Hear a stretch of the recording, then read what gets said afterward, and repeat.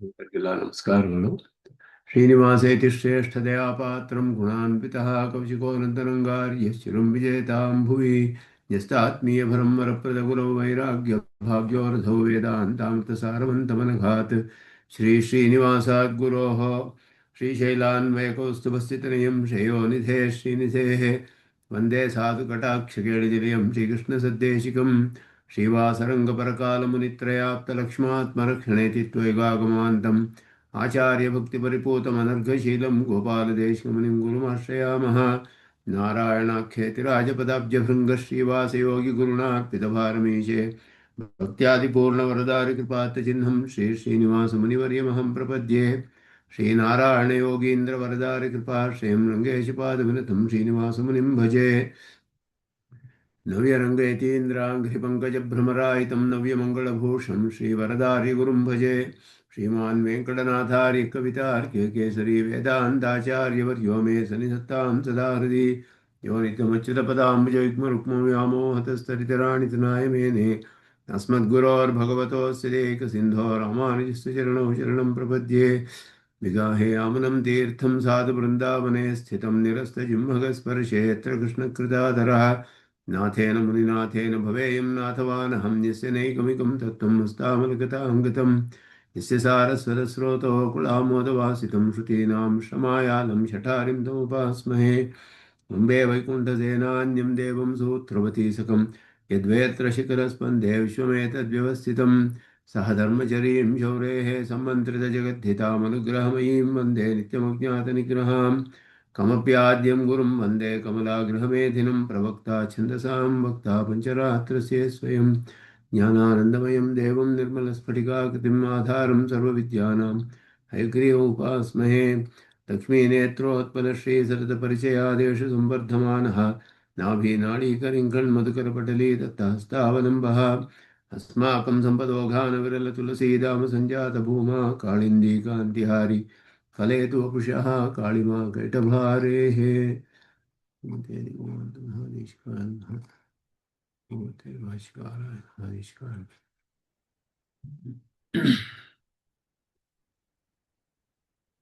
ಇಲ್ಲಿ ಕೇವಲ ವ್ಯತಿರೇಕ. ಈಗ ಈಶ್ವರ ಅನುಮಾನದಲ್ಲಿ ಕಡೆಯ ಅನುಮಾನ ಇದು. ಅನುಮಾನದಿಂದಲೇ ಈಶ್ವರನ್ನು ಸಾರಿಸುವಾಗ ಎಲ್ಲ ಬೇರೆ ಅನುಮಾನಗಳನ್ನೆಲ್ಲ ಪರೀಕ್ಷೆ ಮಾಡಿ ಈಗ ಇನ್ನೊಂದು ಕಡೆಯಲ್ಲಿ ಕೇವಲ ವ್ಯತಿರೇಕಿ ಅನ್ನುವಂತಹ ಒಂದು ಅನುಮಾನವನ್ನು ಒಪ್ಕೊಳ್ತಾರೆ ನೈಯಾಯಿಕರು. ಸಾಮಾನ್ಯವಾಗಿ ಅನುಮಾನದಲ್ಲಿ ಅನ್ವಯ ವ್ಯತಿರೇಕ ಎರಡೂ ಇರಬೇಕು, ಅದು ಸದನುಮಾನ ಅಂತ ಹೇಳಲ್ಪಡುತ್ತೆ. ಕೆಲವು ಕಡೆ ಕೇವಲ ಅನ್ವಯಿ ಅಂತಲೂ ಇರ್ಬೋದು.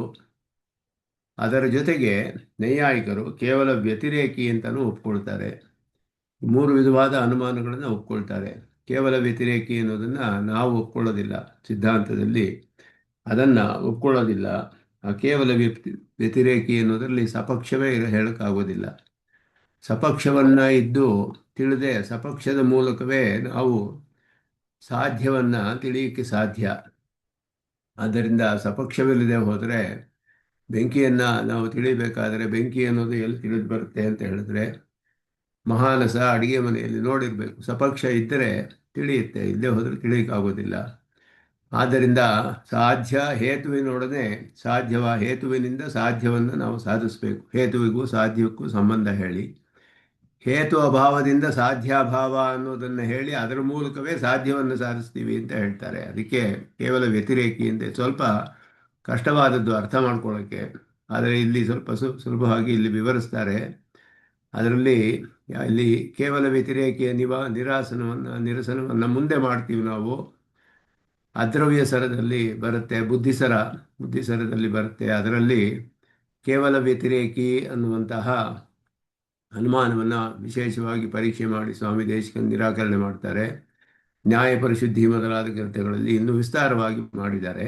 ಇಲ್ಲಿ ಸಂಗ್ರಹವಾಗಿ ಹೇಳ್ತಾರೆ ಅದನ್ನು. ಸರ್ವಸ್ಯ ಅವೀತ ಹೇತೋರಪಿ ಚ ನಿರಸನಂ ರಕ್ಷ್ಯಸಿ ಸ್ವಪ್ರಸಂಗೆ. ಆಯಾ ಪ್ರಸಂಗಗಳಲ್ಲಿ ಅದನ್ನು ತಿಳಿತೀರಾ ಅಂತ ಹೇಳಿದ್ರು. ಆ ಪ್ರಸಂಗದಲ್ಲಿ ಅಂದರೆ ಮುಂದೆ ಬರುತ್ತೆ ಬುದ್ಧಿಸರದಲ್ಲಿ. ಅಲ್ಲಿ ಅವೀತ ಹೇತು ಅಂತ ಹೇಳಿದ್ರೆ ಕೇವಲ ವ್ಯತಿರೇಕಿ ಅಂತ ಹೆಸರು. ವೀತ ಅಂದರೆ ವಿಶೇಷಣ ಇತಃ, ಇತಂ ಅಂದರೆ ಇಣ್ ಗತವು ಅಂತ. ವಿಶೇಷವಾಗಿ ತಮ್ ಗತಂ ಅನ್ವಯಿಸಿರೋದು ಅಂತ ಅರ್ಥ. ವೀತ ಅಂದರೆ ಅನ್ವಯ ಅಂತ ಅರ್ಥ. ಅವೀತ ಅಂದರೆ ವ್ಯತಿರೇಕ ಅಂತ ಅರ್ಥ.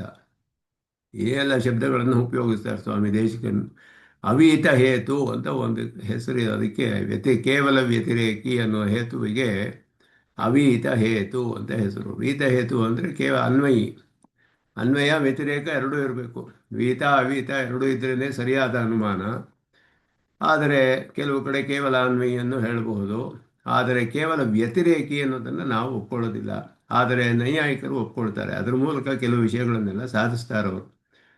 ಎಲ್ಲದರಲ್ಲಿಯೂ ಕೂಡ ಅವೀತ ಹೇತು ಕೇವಲ ವ್ಯತಿರೇಕಿ ಎಲ್ಲಿಯೂ ಸಾಧ್ಯವಿಲ್ಲ ಅನ್ನೋದನ್ನು ಮುಂದೆ ನಿರಸನ ಮಾಡ್ತೀವಿ ನಾವು.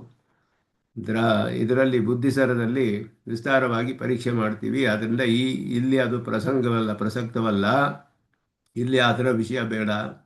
ಕೇವಲ ವ್ಯತಿರೇಕಿ ಅನುವಾದ ಸ್ವರೂಪವಾಗಲಿ, ಅದು ಯಾಕೆ ಸರಿ ಇಲ್ಲ ಅದೆಲ್ಲ ಮುಂದೆ ಬರುತ್ತೆ. ಅದಕ್ಕೆ ಇದು ಅಲ್ಲಿ ಪ್ರಸಕ್ತವಲ್ಲ. ಇಲ್ಲಿ ಏನಿದ್ರೂ ಈಶ್ವರನನ್ನು ನೀವು ಸಾಧಿಸೋಕ್ಕಾಗೋದಿಲ್ಲ ಅನುಮಾನ ಅನ್ನೋದು ಸಾಮಾನ್ಯವಾಗಿ ನಿರಸನ ಮಾಡ್ತೀವಿ ಅಂತ ಹೇಳಿದ್ರು. ಇಲ್ಲಿ ಶ್ರುತಿಯ ಅತ್ರ ವ್ಯಾಪ್ತಿ ಸಿದ್ಧವು, ಶ್ರುತಿಯಿಂದಲೇ ವ್ಯಾಪ್ತಿಯು ನಮಗೆ ಸಿದ್ಧಿಸುತ್ತೆ. ಶ್ರುತಿ ಸ್ಪಷ್ಟವಾಗಿ ಹೇಳುತ್ತೆ ಜಗತ್ಕಾರಣನಾದವನು ಪರಮಾತ್ಮ ಒಬ್ಬನೇ ಅಂತ, ಈಶ್ವರ ಅಂತ ಇದ್ದಾನೆ ಅಂತ ಹೇಳಿ. ಆದ್ದರಿಂದ ಜಗತ್ಕಾರಣತ್ವಕ್ಕೂ ಈಶ್ವರನಿಗೂ ಸಂಬಂಧವು ವ್ಯಾಪ್ತಿ ಇರೋದು ನಮಗೆ ಶ್ರುತಿಯಿಂದ ಸಿದ್ಧವಾಗಿರುವಾಗ, ಅಲಂ ಅನುಮತಿಭಿಹಿ, ಅನುಮತಿಗಳಿಂದ ಅದು ನಾವು ಸಾಧಿಸಬೇಕಾಗಿಲ್ಲ. ಅಂದರೆ ಅನುಮತಿಭಿಹಿ ಅಂದರೆ ಅನೇಕ ಅನುಮಾನಗಳನ್ನು ಹೇಳಿ ಸ್ಥಾಪನೆ ಮಾಡ್ತಾರವರು. ಅದರಲ್ಲಿ ಹೇಳುವಾಗ ಇವರು ಉದಯನಾಚಾರ್ಯರು ನ್ಯಾಯಕುಸುಮಾಂಜಲಿ ಅನ್ನುವ ಒಂದು ಗ್ರಂಥ, ಆ ನ್ಯಾಯಕುಸುಮಾಂಜಲಿ ಗ್ರಂಥದಲ್ಲಿ ಅವರು ಸ್ಥಾಪನೆ ಮಾಡ್ತಾರೆ. ಈಶ್ವರ ಅನುಮಾನವನ್ನು 8 ಅನುಮಾನಗಳ ಮೂಲಕ ಸಾಧಿಸ್ತಾರೆ. ಅಲ್ಲಿ ಒಂದು ಶ್ಲೋಕ ಬರುತ್ತೆ. ಅದರಲ್ಲಿ ಕಾರ್ಯಯೋಜನ ಧೃತ್ಯಾದೇಹೇ ಪದಾತ್ ಪ್ರತ್ಯೇತ ಶ್ರುತೇಹೇ ವಾಕ್ಯಾತ್ ಸಂಖ್ಯಾ ವಿಶೇಷಾಚ ಸಾಧ್ಯ ವಿಶ್ವಜಿದವ್ಯಯ ಅಂತ ಶ್ಲೋಕ. ಉದಯನಾಚಾರ್ಯರ ನ್ಯಾಯಕುಸುಮಾಂಜಲಿ ಎನ್ನುವ ಪ್ರೌಢವಾದ ಗ್ರಂಥ. ಅದರಲ್ಲಿ ಹೇಳುವಾಗ ಕಾರ್ಯ, ಆಯೋಜನ, ಧೃತಿ, ಪದ, ಪ್ರತ್ಯಯ, ಶ್ರುತಿ ಮತ್ತು ವಾಕ್ಯ, ಸಂಖ್ಯಾವಿಶೇಷ, ಈ 8 ಕಾರಣಗಳನ್ನು, 8 ಹೇತುಗಳು, 8 ಹೇತುಗಳೆಂದು ಸಾಧ್ಯ ವಿಶ್ವಜಿತ್ ಅವ್ಯಯ, ಈಶ್ವರನನ್ನು ನಾವು ಸಾಧಿಸಬಹುದು ಅಂತ ಹೇಳಿದ್ರು ಅವರು. ಕಾರ್ಯ ಅಂತ ಹೇಳಿದ್ರೆ ಏನು ಅಂದರೆ ಎಲ್ಲ ಮೊದಲು ಕಾರ್ಯವಾದ್ದರಿಂದ ಒಂದು ಕಾರಣ ಇರಬೇಕು ಅನ್ನೋದು. ಅದಕ್ಕೆ ಯಾರಾದರೂ ಒಬ್ಬರು ಮಾಡಿದರೆ ತಾನೇ ಪ್ರಯತ್ನ ಮಾಡಿರಬೇಕು. ಕಾರ್ಯ ಅನ್ನೋದಾಗಬೇಕಾದ್ರೆ ಒಬ್ಬ ಕರ್ತ ಇರಬೇಕು. ಸಾಮಾನ್ಯವಾದ ಮೊದಲದು ಕಾರ್ಯಕಾರಣ ಭಾವಕ್ಕೆ. ಎರಡನೆಯದು ಹೇಳುವಾಗ ಆಯೋಜನ ಅಂತ ಹೇಳಿದ್ರು. ಆಯೋಜನಂ ಅಂದರೆ ಕರ್ಮ ಅಂತ ಅರ್ಥ. ಆಯೋಜನಂ ಅನ್ನೋದಕ್ಕೆ ಹೇಳುವಾಗ ಇವರು ಹೇಳ್ತಾರೆ, ಇದು ಜಗತ್ತು ಅನ್ನೋದು ಸೃಷ್ಟಿಯಾಗಬೇಕಾದ್ರೆ ಇಲ್ಲಿ ಈ ದ್ವಣಕದಿಂದ ಉಂಟಾಗುತ್ತೆ. ಪರಮಾಣುಗಳು ಜಗತ್ತಿಗೆ ಕಾರಣ ಅನ್ನೋದು ನೈಯಾಯಿಕರು ಒಪ್ಕೊಳ್ತಾರೆ. ಪರಮಾಣುಗಳು ನಿತ್ಯವಾದದ್ದು. 2 ಪರಮಾಣುಗಳು ಸೇರಿ 3, ಆ 2 ಪರಮಾಣುಗಳು ದ್ವಣಕ ಅಂತ ಅದಕ್ಕೆ ಹೆಸರು. ಸೇರಿದ್ರೆ ಅದರಿಂದ ಮುಂದೆ ಉತ್ಪತ್ತಿಯಾಗುತ್ತೆ. ಪರಮಾಣು ಅನ್ನೋದು ಬರೀ ಏನು ಅಂತ ಹೇಳಿದ್ರೆ ಯಾವುದಕ್ಕೂ ಅದು ಯಾವುದರ ಒಂದು ಕಾರ್ಯವೂ ಅಲ್ಲ, ಅದು ನಿತ್ಯವಾದದ್ದು, ಕಾರಣವೂ ಆಗೋದಿಲ್ಲ. ಆದರೆ 2 ಪರಮಾಣುಗಳು ಸೇರಿ ಅದು ನಿರವಯವಿ ಅಂತ ಹೇಳಿದ್ರು. 2 ಪರಮಾಣುಗಳು ಹೇಗೆ ಸೇರುತ್ತೆ ಅನ್ನೋದೇ ಪ್ರಶ್ನೆಯಲ್ಲಿ. ನಿರವಯವಿಯಾದ 2 ಪದಾರ್ಥಗಳು ಸೇರೋದಿಲ್ಲ. ಆದರೆ ಅದನ್ನು ಬ್ರಹ್ಮಸೂತ್ರದಲ್ಲಿ ಅದರಿಂದಲೇ ಅದನ್ನು ನಿರಸನ ಮಾಡ್ತಾರೆ ಬಾದರಾಯಣರು, ಪರಮಾಣು ಕಾರಣವಾದವನ್ನು. ಆದರೆ ಹೇಗೂ ಸೇರಿಬಿಡುತ್ತೆ 2 ಅಂತ ಇಟ್ಕೊಳ್ಬೇಕು. ಯಾವುದೋ ಅದೃಷ್ಟವೋ ಏನೋ ಒಂದು ಕಾರಣದಿಂದ ಆ 2 ಪ್ರಮಾಣಗಳು ಸೇರಿದಾಗ ದ್ವಣಕ, 3 ದ್ವಣಕಗಳು ಸೇರಿದ್ರೆ ತ್ರಿಣುಕವಾಗುತ್ತೆ ಅಂತ ಹೇಳಿದ್ರು. ಹೀಗೆ ಅದರಿಂದ ಮುಂದೆ ಎಲ್ಲ ಉತ್ಪತ್ತಿಯಾಗಿ ಈ ಪರ್ವತ, ಭೂಮಿ ಎಲ್ಲವೂ ಉತ್ಪನ್ನವಾಗುತ್ತೆ ಅಂತ ಹೇಳ್ತಾರೆ. ಅಟಾಮಿಕ್ ಥಿಯರಿ ಇದೆಲ್ಲ ಇವರು ಹೇಳುವಂಥದ್ದು. ಅದರಿಂದಲೇ ಎಲ್ಲ ಆಗುತ್ತೆ ಅಂತ ಹೇಳೋದು, ಆಟಮ್ಸಿಂದ. ಆದ್ದರಿಂದ ಹೇಳುವಾಗ ಈ ಕರ್ಮ ಅಂದರೆ ಆಬ್ಜೆಕ್ಟು. ಈ ಜಗತ್ತು ಅನ್ನೋದು ಒಂದು ಕರ್ಮ. ಅದಕ್ಕೆ ಹೇಳ್ತಾರೆ ಸರ್ಗಾದಿ ಅಕಾಲೀನ ದ್ವಣಕ ಪ್ರಯೋಜಕಂ ಕರ್ಮ ಪ್ರಯತ್ನ ಜನ್ಮ. ಪ್ರಯತ್ನ ಮಾಡಿದ್ರೆ ತಾನೇ ಉಂಟಾಗುತ್ತೆ ಈ ಪದಾರ್ಥ. ಆದ್ದರಿಂದಲೂ ಯಾರೋ ಒಬ್ಬ ಆತ ಪ್ರಯತ್ನ ಮಾಡಿ ಸೃಷ್ಟಿ ಮಾಡಿದ್ದಾನೆ ಅಂತ ಒಪ್ಕೊಳ್ಬೇಕು. ಈ ಜಗತ್ತು ಕರ್ಮವಾದ್ದರಿಂದ, ಅಂದರೆ ಪದಾರ್ಥ, ಸೃಷ್ಟಿ ಮಾಡಿದ ಪದಾರ್ಥ ಪ್ರಯತ್ನಜನ್ಯವಾಗಿದ್ದರೇ ಅದು ಬರುತ್ತೆ. ಅದನ್ನು ಈಶ್ವರನ ಪ್ರಯತ್ನದಿಂದ ಉಂಟಾಗುತ್ತೆ, ಕರ್ಮತ್ವಾತ್ ಅಂತ ಹೇಳಿದ್ರು ಅವರು. ಅದು ಎರಡನೆಯ ಒಂದು ಅನುಮಾನ. ಮೂರನೆಯದು ಗುರುತ್ವ ಪತನಾಭಾವ, ಗುರುತ್ವವತಾಂ ಪತನಾಭಾವ, ಭಾರವಾದ ಪದಾರ್ಥಗಳು ಕೆಲವು ಬೀಳದೇ ಇರುತ್ತೆ. ಅದು ಪತನ ಪ್ರತಿಬಂಧಕ ಪ್ರಯತ್ನ ಪ್ರಯುಕ್ತ. ಯಾರೋ ಅದನ್ನು ತಡೀತಾ ಇರಬೇಕು. ಹೇಗೆ ಅಂತ ಹೇಳಿದ್ರೆ ಅದಕ್ಕೆ ಹೇಳಿದ್ರು, ಅದು ಧೃತಿ ಅಂತ ಹೆಸರು, ಅದಕ್ಕೆ ಧಾರಣೆ. ಪಕ್ಷಿಪತನ ಅಭಾವವತ್ ಅಂತ ಅದು ದೃಷ್ಟಾಂತ.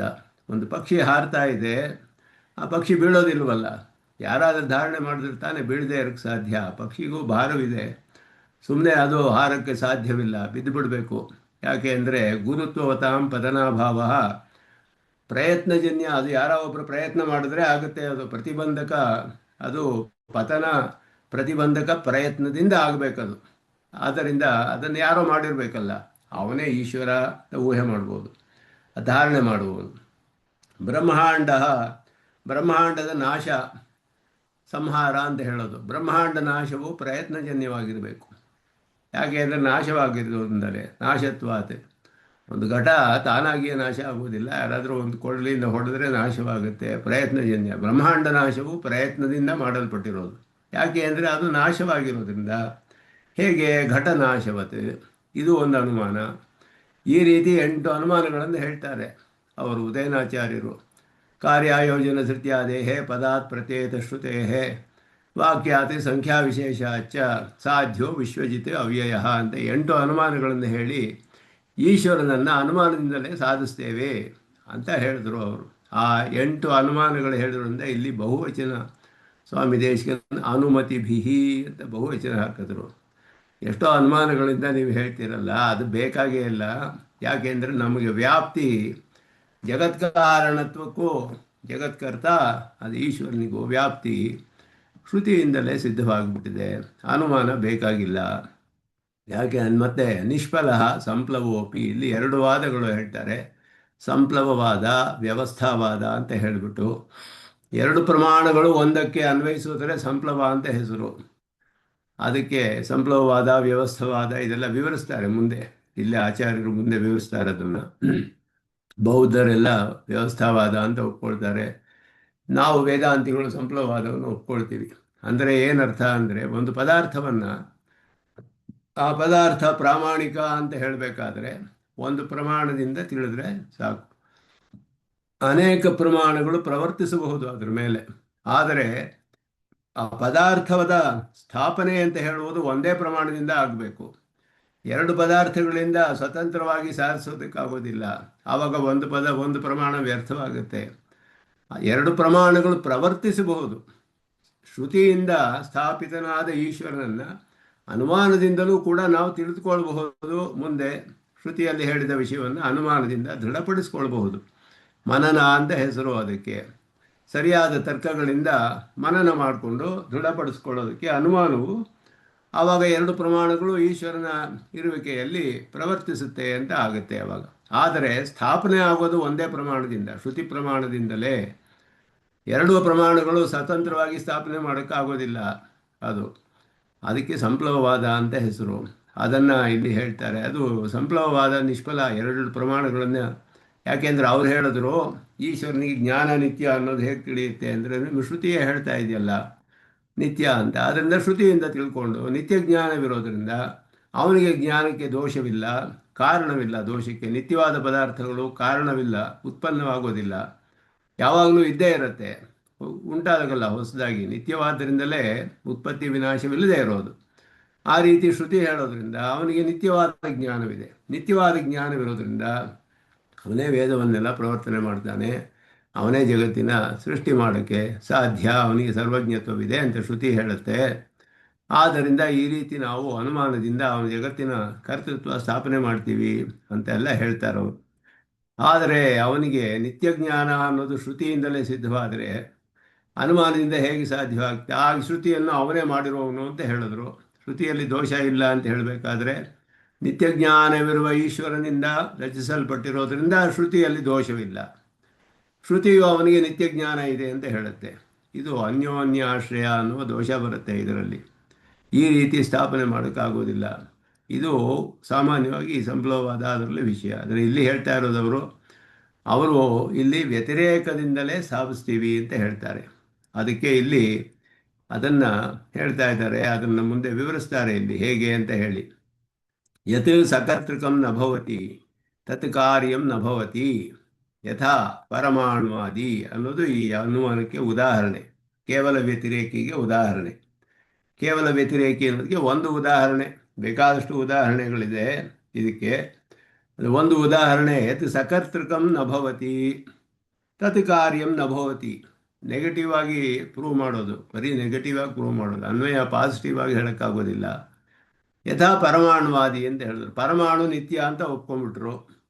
ಪರಮಾಣು ಕಾರ್ಯವಲ್ಲ, ಪರಮಾಣು ಕಾರ್ಯವಲ್ಲ, ಕಾರ್ಯವಲ್ಲದೆ ಇರೋದ್ರಿಂದ ಅದಕ್ಕೆ ಒಬ್ಬ ಕರ್ತ ಇರೋದಿಲ್ಲ. ಕಾರ್ಯವಲ್ಲದೆ ಇರೋದಕ್ಕೆ ಕರ್ತ ಇರೋದಕ್ಕೆ ಸಾಧ್ಯವಿಲ್ಲ. ಇದು ಕಾರ್ಯವಾದ್ದರಿಂದ ಕರ್ತ ಇರಬೇಕು ಅಂತ ಇಲ್ಲಿ ಈಶ್ವರನನ್ನು ಸಾಧಿಸ್ತಾರೆ. ಅಂತ ಹೇಳಿದ್ರೆ ಹೇತ್ವಾಭಾವದಿಂದ ಸಾಧ್ಯಾಭಾವವನ್ನು ಸಾಧಿಸುವುದರ ಮೂಲಕ ಹೇತುವಿಗೂ ಸಾಧ್ಯಕ್ಕೂ ವ್ಯಾಪ್ತಿಯನ್ನು ನಾವು ಸಾಧಿಸಬಹುದು ಅಂತ ಹೇಳ್ತಾರೆ. ಸಪಕ್ಷ ಹೇಳೋಕ್ಕಾಗೋದಿಲ್ಲ ಇದಕ್ಕೆ, ಬರೀ ವಿಪಕ್ಷವನ್ನ ಹೇಳ್ಬೋದು ಅಷ್ಟೇ. ಇಲ್ಲದೇ ಇರೋದು ಅಂತ ವ್ಯತಿರೇಕವಾಗಿ ಹೇಳ್ತಾರೆ. ಯಥಾ ಪರಮಾಣು ಅಂತ ಹೇಳಿದಾಗ ಪರಮಾಣುವನ್ನು ಹೇಗೆ ಒಪ್ಕೊಂಡ್ರಿ ನೀವು? ನಿರವಯವಿಯಾದ ಪರಮಾಣು. ಯಾಕೆ ಅಂದರೆ ಅನುಮಾನದಿಂದ ಜಗತ್ತಿಗೆ ಕಾರಣ ಯಾವುದು? ಈ ಜಗತ್ತೆಲ್ಲ ಏನು ಮಾಡಿ ಎಲ್ಲಿದೆ, ಏನಿಂದ ಆಗಿದೆ ಅಂದರೆ ಪಂಚಭೂತಗಳಿಂದ ಆಗಿದೆ ಅಂತ ಇಟ್ಟು. ಪಂಚಭೂತಗಳಿಗೆ ಏನು ಕಾರಣ ಅಂತ ಹೇಳಿದ್ರೆ ಪಂಚತನ್ಮಾತ್ರೆಗಳು. ಅದಕ್ಕೆ ಏನು ಕಾರಣ? ಅಹಂಕಾರ ತತ್ವ. ಅದಕ್ಕೇನು ಕಾರಣ? ಮಹತ್ತು. ಅದಕ್ಕೆ ಹೀಗೆ ಹೋಗ್ತಾ ಹೋದರೆ ಒಂದು ಕಡೆ ನಿಂತ್ಕೊಳ್ಬೇಕು. ನಿಂತ್ಕೊಳ್ಳದೆ ಹೋದರೆ ಅಲ್ಲಿಗೆ ಎಲ್ಲ ಅದು ಇನ್ಫಿನಿಟ್ ರಿಗ್ರೆಸ್ ಅಂತ ಹೋಗ್ತಾನೆ ಇರುತ್ತೆ, ಅವ್ಯವಸ್ಥೆ ಆಗಿಬಿಡುತ್ತೆ. ಒಂದು ಕಡೆ ಎಲ್ಲೋ ನಿಲ್ಲಬೇಕು, ಅದೇ ಪರಮಾಣುಗಳು ಅಂತ ಹೇಳಿದ್ರು. ಪೃಥ್ವಿಗೆ ಪೃಥ್ವಿ ಪರಮಾಣುಗಳಿದೆ, ಆಕಾಶಕ್ಕೆ ಆಕಾಶ ಪರಮಾಣುಗಳಿದೆ, ವಾಯುವಿಗೆ ವಾಯು ಪರಮಾಣುಗಳಿದೆ. ಇದೆಲ್ಲ ಪರಮಾಣುಗಳಿದೆ, ಎಲ್ಲ ಪರಮಾಣುಗಳಿಂದ ಮಾಡಲ್ಪಡುತ್ತೆ. ಆದ್ದರಿಂದ ಇದಕ್ಕೆ ಅವರು ಹೇಳುವಾಗ ಪರಮಾಣು ರೂಪದಲ್ಲಿ ಎಲ್ಲವೂ ನಿತ್ಯ, ಕಾರ್ಯರೂಪದಲ್ಲಿ ಅನಿತ್ಯ, ಹೀಗೆ ಹೇಳ್ತಾರೆ ಅವರು. ಪೃಥ್ವಿಯ ಪರಮಾಣುಗಳು ನಿತ್ಯ, ಆದರೆ ಪೃಥ್ವಿ ಸೃಷ್ಟಿಯಾಗುತ್ತೆ, ಸಂಹಾರವಾಗುತ್ತೆ, ಲೈವ್ ಆಗುತ್ತೆ, ಎಲ್ಲ ಆಗುತ್ತೆ, ಕಾರ್ಯ ಅದು. ಪರಮಾಣು ಮಾತ್ರ ನಿತ್ಯ, ಪಂಚಭೂತಗಳ ಪರಮಾಣುಗಳು ನಿತ್ಯವಾಗಿರುತ್ತೆ. ಈ ರೀತಿ ಎಲ್ಲ ಹೇಳ್ತಾರೆ. ಇದೆಲ್ಲ ಬಹಳ ಅದು ನೈಯಾಯಿಕರು ಹೇಳುವಂತಹದ್ದು. ಈಶ್ವರನನ್ನು ಸ್ಥಾಪನೆ ಮಾಡೋಕ್ಕೆ ಇಲ್ಲಿ ಹೇಳ್ತಾರೆ ಅವರು. ಸಕರ್ತೃಕಂ ಯತ್ ನ ಭವತಿ ತತ್ ಕಾರ್ಯಂ ನ ಭವತಿ. ಸಕರ್ತೃಕಂ ನ ಭವತಿ, ಕರ್ತ ಇಲ್ಲದೆ ಹೋದ್ರೆ ಕಾರ್ಯ ಆಗಕ್ಕೆ ಸಾಧ್ಯವಿಲ್ಲವಲ್ಲ. ಹೇಗೆ ಅಂದರೆ ಪರಮಾಣು ಅನ್ನೋ ದೃಷ್ಟಾಂತವನ್ನು ಹೇಳಿದ್ರು. ಈ ಜಗತ್ತು ಕಾರ್ಯವಾದ್ದರಿಂದ ಕರ್ತ ಅಂತ ಹೇಳೋಕ್ಕೆ ದೃಷ್ಟಾಂತ ಸಾಧಿಸೋಕ್ಕಾಗಲಿಲ್ಲ ಅವ್ರಿಗೆ, ಘಟವತ್ ಅಂತ ಹೇಳಿ. ಯಾಕೆ ಅಂತ ಹೇಳಿದ್ರೆ ಘಟಕ್ಕೆ ಸಶರೀರನಾದ ಕರ್ಮವಶ್ಯನಾದ ನಮ್ಮಂತಹವನೇ ಕರ್ತ ಅಂತ ನಾವು ಸಾಧಿಸಬಹುದೇ ಹೊರತು ವಿಲಕ್ಷಣ ಅದನ್ನು ಸಾಧಿಸೋಕ್ಕಾಗೋದಿಲ್ಲ. ಅದಕ್ಕೂ ಹೇಳ್ತಾರೆ ಕೇವಲ ವ್ಯತಿರೇಕಿ ಮುಂದೆ ಬರುತ್ತೆ ಅದು. ಆದರೆ ಇಲ್ಲಿ ಹೇಳುವಾಗ ವ್ಯತಿರೇಕವನ್ನೇ ಇಟ್ಕೊಂಡು ಹೇಳ್ತಾರೆ. ಯಾವುದು ಕಾರ್ಯವಾಗೋದಿಲ್ವೋ ಅದಕ್ಕೆ ಕರ್ತ ಇರಕ್ಕೆ ಸಾಧ್ಯವಿಲ್ಲ. ಪರಮಾಣು ಅನ್ನೋದು ಕಾರ್ಯವಲ್ಲ, ಕರ್ತ ಇಲ್ಲ. ಜಗತ್ತು ಕಾರ್ಯವಾದ್ದರಿಂದ ಕರ್ತ ಇರಬೇಕು. ಈ ವ್ಯತಿರೇಕದಿಂದ ಈಶ್ವರನ ಜಗತ್ಕರ್ತೃತ್ವವನ್ನು ಸಾಧಿಸ್ತೀವಿ ಅನ್ನೋದು ಈ ವ್ಯತಿರೇಕ ವ್ಯಾಪ್ತಿಯೇ ಈಶ್ವರನನ್ನು ಸಾಧಿಸುತ್ತೆ ಅಂತ ಹೇಳಿ, ಈ ರೀತಿ ಸಾಧಿಸೋದಕ್ಕೆ ವ್ಯತಿರೇಕ, ಕೇವಲ ವ್ಯತಿರೇಕಿ ಅಂತ ಹೆಸರು ಈ ಅನುಮಾನಕ್ಕೆ. ಭಾಳ ಇದು ಸ್ವಲ್ಪ ಕಷ್ಟವಾದ ವಿಷಯ ಅರ್ಥ ಮಾಡ್ಕೊಳ್ಳೋಕ್ಕೆ. ವಿಸ್ತಾರವಾಗಿ ಓದಬೇಕು, ಅಧ್ಯಯನ ಮಾಡಿ ಸ್ವಲ್ಪ ನಿಧಾನಕ್ಕೆ ಓದಿದ್ರೆ ಗೊತ್ತಾಗುತ್ತೆ. ಅದನ್ನು ಹೇಳ್ತಾರೆ ಸ್ವಾಮಿ ದೇಶಿಕನ್. ಕೇವಲ ವ್ಯತಿರೇಕಿ ಅನ್ನೋ ಅನುಮಾನವನ್ನು ವಿಸ್ತಾರವಾಗಿ ಪರೀಕ್ಷೆ ಮಾಡ್ತೀವಿ ಮುಂದೆ ಬುದ್ಧಿಸರದಲ್ಲಿ. ಅಲ್ಲಿ ಬರುತ್ತೆ, ಅದಕ್ಕೆ ಅಲ್ಲಿ ಜಾಗ ಇದೆ, ಇಲ್ಲಿ ಜಾಗ ಅಲ್ಲ, ಇದೆಲ್ಲ ಪ್ರಸಕ್ತವಲ್ಲ ಇಲ್ಲಿ. ಸರ್ವಸ್ಯಾಪಿ ಚ ಅವೀತ ಹೇತೋ ಸ್ವಪ್ರಸಂಗೆ ನಿರಸನಂ ದ್ರಕ್ಷ್ಯಸಿ.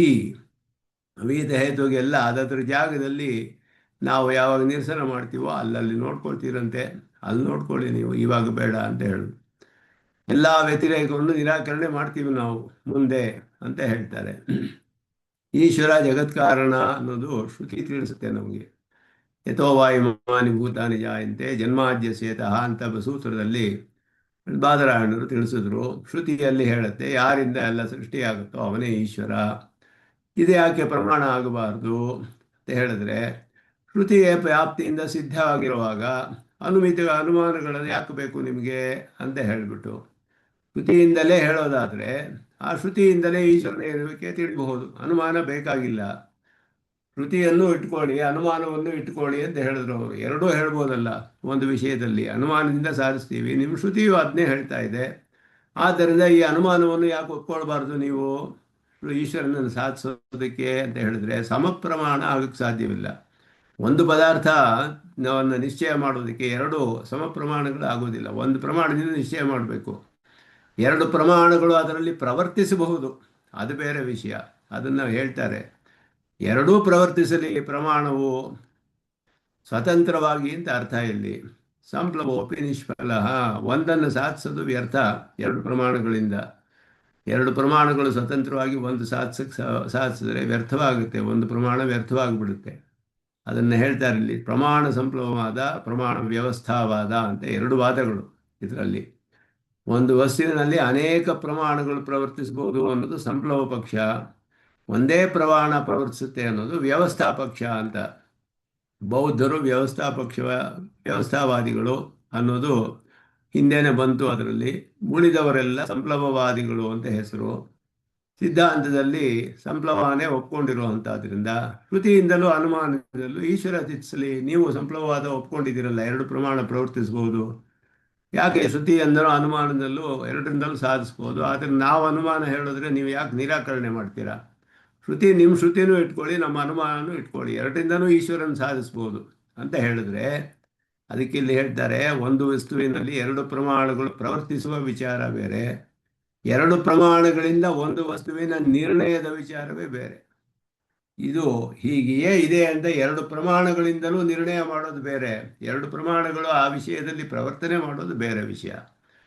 ಅನುಮಾನವು ಉಪಯೋಗಿಸ್ತೀವಿ ನಾವು ಶ್ರುತಿಯಿಂದ ಸಿದ್ಧವಾದ ವಸ್ತುಗಳಲ್ಲಿ ದೃಢಪಡಿಸಿಕೊಳ್ಳೋಕ್ಕೋಸ್ಕರ ಅನುಮಾನದಿಂದ ಅನುಮಾನವನ್ನು ಉಪಯೋಗಿಸ್ಕೊಳ್ತೇವೆ ಹೊರತು ಶ್ರುತಿಯಿಂದಲೂ ಅನುಮಾನದಿಂದಲೂ ಸಮಾನವಾದ ಪ್ರಮಾಣಗಳು ಅಂತ ನಿಶ್ಚಯ ಮಾಡೋದಕ್ಕೆ ನಾವು ಉಪಯೋಗಿಸಿಲ್ಲ. ಈಶ್ವರನ ಜಗತ್ಕಾರಣತ್ವ ಎರಡರಿಂದಲೂ ಸಮಾನವಾಗಿ ನಾವು ನಿಶ್ಚಯ ಮಾಡಲ್ಲ, ಶ್ರುತಿಯಿಂದಲೇ ನಿಶ್ಚಯ ಮಾಡ್ತೀವಿ. ಅನುಮಾನ ಅನ್ನೋದು ಏನಿದ್ರು ಅದನ್ನು ಪುಷ್ಟಿ ಕೊಡುತ್ತೆ. ಅದಕ್ಕೆ ಶ್ರುತಿ ಹೇಳಿರುವ ವಿಷಯಗಳಿಗೆ ಪುಷ್ಟೀಕರಣ ಅಷ್ಟೇ. ಅನುಮಾನದಿಂದ ದೃಢಪಡಿಸ್ಕೊಳ್ಳೋದಕ್ಕೋಸ್ಕರ ಅನುಮಾನವನ್ನು ಉಪಯೋಗಿಸ್ತೀವಿ ಹೊರತು ಅಲೌಕಿಕವಾದ ಪದಾರ್ಥಗಳಿಗೆ ಅನುಮಾನವು ಪ್ರಮಾಣವೇ ಆಗೋದಿಲ್ಲ. ಆದರೆ ಅಲೌಕಿಕ ಪದಾರ್ಥಗಳನ್ನು ತಿಳಿಯೋದಕ್ಕೆ, ದೃಢಪಡಿಸ್ಕೊಳ್ಳೋದಕ್ಕೆ ಅನುಮಾನಗಳು ಪ್ರಯೋಜಕ, ಅದಕ್ಕೆ ಸಪೋರ್ಟ್ ಮಾಡುತ್ತೆ ಅಷ್ಟೇ ಹೊರತು ಇಂಡಿಪೆಂಡೆಂಟ್ ಆಗಿ ಪ್ರಮಾಣ ಆಗೋದಿಲ್ಲ. ಅದನ್ನೇ ಇಲ್ಲಿ ವಿಶೇಷವಾಗಿ ಹೇಳ್ತಾ ಇರೋದು. ಪ್ರಕೃತದಲ್ಲಿಯೂ ಶ್ರುತಿಯಿಂದ ಸಿದ್ಧನಾದ ಈಶ್ವರನಲ್ಲಿ ದಾರ್ಢ್ಯಕ್ಕಾಗಿ ಅನುಮಾನ ಪ್ರವರ್ತಿಸಬಹುದು, ಆದರೆ ಅನುಮಾನದಿಂದ ಈಶ್ವರ ಸಿದ್ಧಿ ಸಾಧ್ಯವೇ ಇಲ್ಲ ಅನ್ನೋದು ಸಿದ್ಧಾಂತದ ಆಶಯ. ಇದು ಮೂರನೆಯ ಪಾದ ಸ್ಪಷ್ಟಪಡಿಸುತ್ತೆ. ತಸ್ಮಾತ್ ಉಲ್ಲೋಕ ಭೂಮ ವಿಶ್ವಕರ್ತ ಸಹ ಕಥಂ ಅನುಮಯ ಪ್ರಸಿದ್ಧೇತ್ ಅನ್ನೋದು ಮೂರನೆಯ ಪಾದ ಶ್ಲೋಕದಲ್ಲಿ. ತಸ್ಮಾತ್ ಉಲ್ಲೋಕ ಭೂಮ ಅನ್ನೋದು ಇಲ್ಲಿ ಈ ಶ್ಲೋಕದಲ್ಲಿ ಹೇಳುವಾಗ ತಸ್ಮಾದುಲ್ಲೋಕ ಭೂಮಾ ಸಕಥಂ ಅನುಮಯ ವಿಶ್ವಕರ್ತ ಪ್ರಸಿದ್ಧೇತ್ ಶಾಸ್ತ್ರಾನುಕ್ತತ್ವಭಾದದ್ವಯ ಪರಿಹೃತೆಯೇ ಶಾಸ್ತ್ರಯೋನಿತ್ವ ಸೂತ್ರಂ. ಶಾಸ್ತ್ರಯೋನಿತ್ವಾತ್ ಅನ್ನೋ ಸೂತ್ರಕ್ಕೆ ಎರಡು ಪ್ರಯೋಜನಗಳಿದೆ ಅಂತ ಹೇಳಿದ್ರು. ಅದನ್ನು ಹೇಳ್ತಾರೆ ಇಲ್ಲಿ. ಎರಡು ಪ್ರಯೋಜನಗಳು. ನಾವು ಶಾಸ್ತ್ರಯೋನಿತ್ವಾತ್ ಅಂತ ನೀವು ಹೇಳಿ ಶಾಸ್ತ್ರ ಒಪ್ಕೊಂಡಿದ್ದೀರಲ್ಲ, ಆದ್ದರಿಂದ ಸ್ವಾಮಿ ದೇಶಿಕನ ಅನುಮಾನವನ್ನು ಒಪ್ಕೊಳ್ತಾರೆ, ನಾವು ಒಪ್ಕೊಳ್ತೀವಿ. ಸಿದ್ಧಾಂತದಲ್ಲಿ ಭಾಷಿಕಾರರು ಬೇಕಾದಷ್ಟು ಅನುಮಾನಗಳು, ಬಾದರಾಯಣರು ಎಲ್ಲ ಸೂತ್ರನೂ ಅನುಮಾನ ರೂಪದಲ್ಲಿಯೇ ಮಾಡಿದ್ದಾರೆ, ಪಕ್ಷ ಸಾಧ್ಯ ಹೇತು ಎಲ್ಲ ಹೇಳಿ. ಇದೆಲ್ಲ ಯಾಕೆ ಅಂದರೆ ಶ್ರುತಿ ಪ್ರಮಾಣಗಳನ್ನು ದೃಢಪಡಿಸಿಕೊಳ್ಳೋಕ್ಕೋಸ್ಕರ, ದಾರ್ಢ್ಯಕ್ಕೋಸ್ಕರ ಅಷ್ಟೇ. ಉಲ್ಲೋಕ ಭೂಮ ಅಂದರೆ ಅಂದರೆ ಮೇಲೆ ಅಂತ, ಉಲ್ಲೋಕ ಅಂದರೆ ಲೋಕವನ್ನು ಮೀರಿದ್ದು ಅಂತ, ಲೋಕ ವಿಲಕ್ಷಣವಾದದ್ದು. ಲೋಕ ವಿಲಕ್ಷಣವಾದ ಭೂಮಾ ಅಂದರೆ ಮಹತ್ತಾದದ್ದು ಅಂತ ಅರ್ಥ. ಉಲ್ಲೋಕ ಭೂಮ ಅಂದರೆ ಲೋಕ ವಿಲಕ್ಷಣವಾದ ಮಹತ್ವ ಇರುವಂತಹ ವಿಶ್ವಕರ್ತ. ಉಲ್ಲೋಕ ಭೂಮ ವಿಶ್ವಕರ್ತ, ಲೋಕ ವಿಲಕ್ಷಣವಾದ ಮಹತ್ವ ಉಳ್ಳವನು ಪರಮಾತ್ಮ, ಜಗತ್ಕರ್ತನಾದ ಪರಮೇಶ್ವರ. ಅವನನ್ನು ಲೋಕಾನುಭವವನ್ನೇ ಅವಲಂಬಿಸಿ ಪ್ರವರ್ತಿಸುವ ಅನುಮಾನದಿಂದ ಹೇಗೆ ಸಾಧಿಸಲು ಸಾಧ್ಯ? ಅನುಮಯ ಕಥಂ ಪ್ರಸಿದ್ಧೇತ್. ಯಾಕೆ ಅಂದರೆ ಅನುಮಾನ ಅನ್ನೋದು ಲೋಕಾನುಭವವನ್ನು ಅವಲಂಬಿಸಿದೆಯೇ ಹೊರತು ಲೋಕ ವಿಲಕ್ಷಣವಾದ ವಿಷಯಗಳಲ್ಲಿ ಅನುಮಾನಕ್ಕೆ ಪ್ರವೃತ್ತಿ ಇಲ್ಲ ಅನ್ನೋದು ಇಲ್ಲಿ ಹೇಳ್ತಾ ಇದ್ದಾರೆ. ಶ್ರುತಿಯಿಂದ ಈಶ್ವರ ಸಿದ್ಧಿಯಾದರೂ ಅನುಮಾನದಿಂದಲೂ ಸಿದ್ಧಿಸಬಹುದು ಅಂತ ಅವರ ವಾದ. ಈಶ್ವರ ಅನ್ನೋವನ್ನು ಆಸ್ತಿಕರು ನಿರಾಕರಿಸುವ ಶಾಸ್ತ್ರಯೋನಿತ್ವಾಧಿಕರಣದ ಔಚಿತ್ಯ ಏನು ಅನುಮಾನ ಯಾಕೆ ನಿರಾಕರಣೆ ಮಾಡಬೇಕು? ಅನುಮಾನನೂ ಒಪ್ಕೊಳ್ಬಹುದಲ್ಲ ನೀವು ಅಂತ ಅವ್ರು ಹೇಳ್ತಾರೆ. ಶಾಸ್ತ್ರಯೋನಿತ್ವಾಧಿಕರಣಕ್ಕೆ ಎರಡು ಪ್ರಯೋಜನಗಳಿದೆ ಅಂತ ಹೇಳಿದರು.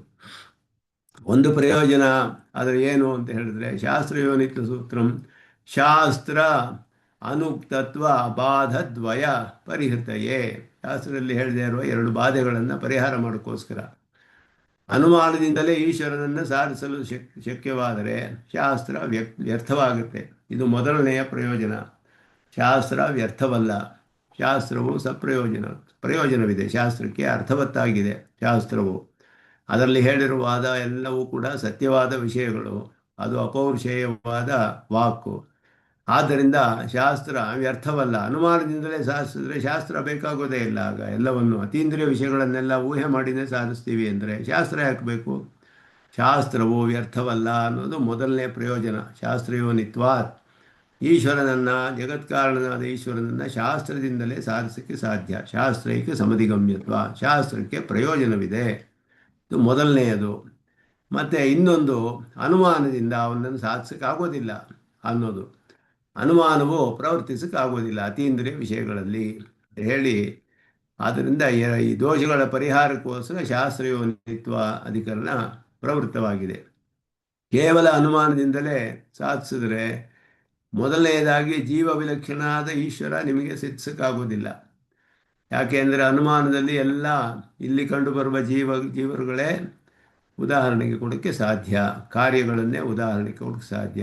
ಎರಡನೆಯದು, ಇನ್ನೊಬ್ಬ ಪ್ರೌಢ ಕುತಾರ್ಕಿಕ ಬಂದು ಕುಯುಕ್ತಿಗಳಿಂದ ಖಂಡಿಸಿದ್ರೆ ಆಸಕ್ತಿವೇ ಹೋಗಿಬಿಡುತ್ತೆ, ಶಾಸ್ತ್ರವೇ ವ್ಯರ್ಥವಾಗಿಬಿಡುತ್ತೆ. ಶಾಸ್ತ್ರದಲ್ಲಿ ಯಾರಿಗೂ ನಂಬಿಕೆ ಬರೋದಿಲ್ಲ. ಒಬ್ಬ ಅನುಮಾನದಿಂದ ಒಂದು ಸಾರಿಸ್ತಾನೆ, ಇನ್ನೊಬ್ಬ ಬಂದು ಅವನು ಬುದ್ಧಿವಂತನಾದವನು ಈ ಅನುಮಾನಗಳನ್ನೆಲ್ಲ ತಳ್ಳಿ ಹಾಕ್ಬಿಟ್ಟು ಇನ್ನೊಂದು ಅನುಮಾನ ಹೇಳ್ತಾನೆ. ಆದ್ದರಿಂದ ಎಲ್ಲ ನಿರಾಕರಣೆ ಮಾಡಿಬಿಡ್ಬೋದು. ಆಗ ಅದಕ್ಕೆ ಒಂದು ತರ್ಕ ಅಪ್ರತಿಷ್ಠಾನಾದಪಿ ಅಂತ ಬಾದರಾಯಣರು ಸೂತ್ರ ಹೇಳಿದ್ರು. ತರ್ಕ ಅಪ್ರತಿಷ್ಠಾನಾದಪಿ, ತರ್ಕಕ್ಕೆ ಒಂದು ಪ್ರತಿಷ್ಠೆ ಅನ್ನೋದು ಇಲ್ಲ, ಅಂದರೆ ಅದಕ್ಕೆ ಕೊನೆಯೇ ಇಲ್ಲ ಅಂತ ಅರ್ಥ. ತರ್ಕವನ್ನೇ ಹೇಗೆ ಬೇಕಾದರೂ ತಿರುಗಿಸ್ತಾ ಇರ್ಬೋದು. ಬುದ್ಧಿವಂತರು ಬಂದು ಅನುಮಾನಗಳನ್ನು ಬೇರೆ ಬೇರೆ ವಿಧವಾದ ಹೇತುಗಳು ಎಲ್ಲ ಒಳ್ಳೆಯ ಹೇತುಗಳಂತೆ ಕಂಡು ಬರುತ್ತೆ. ಆದರೆ ಎಲ್ಲ ಹೇತ್ವಾಭಾಸಗಳು. ಪ್ರಯೋಗ ಮಾಡಿ ತರ್ಕವನ್ನು ಹಾಗೆ ಹೀಗೂ ತಿರುಗಿಸಿ ಬೇಕಾದಷ್ಟು ವಿಧದಲ್ಲಿ ವಿರೋಧವಾದ ಅರ್ಥಗಳನ್ನೆಲ್ಲ ಸಾಧಿಸಿಬಿಡ್ತಾರೆ. ಆಗ ಏನಾಗುತ್ತೆ, ಶಾಸ್ತ್ರದಲ್ಲಿ ಆಸ್ತಿಕ್ಯವೇ ಹೋಗಿಬಿಡುತ್ತೆ. ಇದನ್ನೆಲ್ಲ ಪರಿಹಾರ ಮಾಡೋಕ್ಕೋಸ್ಕರವೇ ಇದು ಈಶ್ವರನ ಇರುವಿಕೆಯಲ್ಲಿ ಅನುಮಾನ ಪ್ರಮಾಣ ಆಗುವುದಿಲ್ಲ, ಶಾಸ್ತ್ರವೇ ಪ್ರಮಾಣ ಅನ್ನೋದು ಈ ಕೇವಲ ವ್ಯತಿರೇಕ ಸಂಸ್ಕೃತ ವ್ಯಾಖ್ಯಾನದಲ್ಲಿ ವಿಸ್ತಾರವಾಗಿ ಹೇಳ್ತಾರೆ. ಅದು ಸ್ವಲ್ಪ ಕಷ್ಟವೇ ಫಾಲೋ ಮಾಡೋದು, ಸ್ವಲ್ಪ ನಿಧಾನವಾಗಿ ಫಾಲೋ ಮಾಡಬೇಕು. ಸಂಸ್ಕೃತ ವ್ಯಾಖ್ಯಾನದಲ್ಲಿ ಇದನ್ನು, ಈ ಅನುಮಾನವನ್ನು ಹೇಳ್ತಾರೆ ಹೇಗೆ ಅಂತ ವಿಸ್ತಾರವಾಗಿ. ಸ್ವಲ್ಪ ಇದರಲ್ಲಿ ಹೇಳುವಾಗ ಅವರು ಹೇಳೋ ಆಕ್ಷೇಪ ಇದು.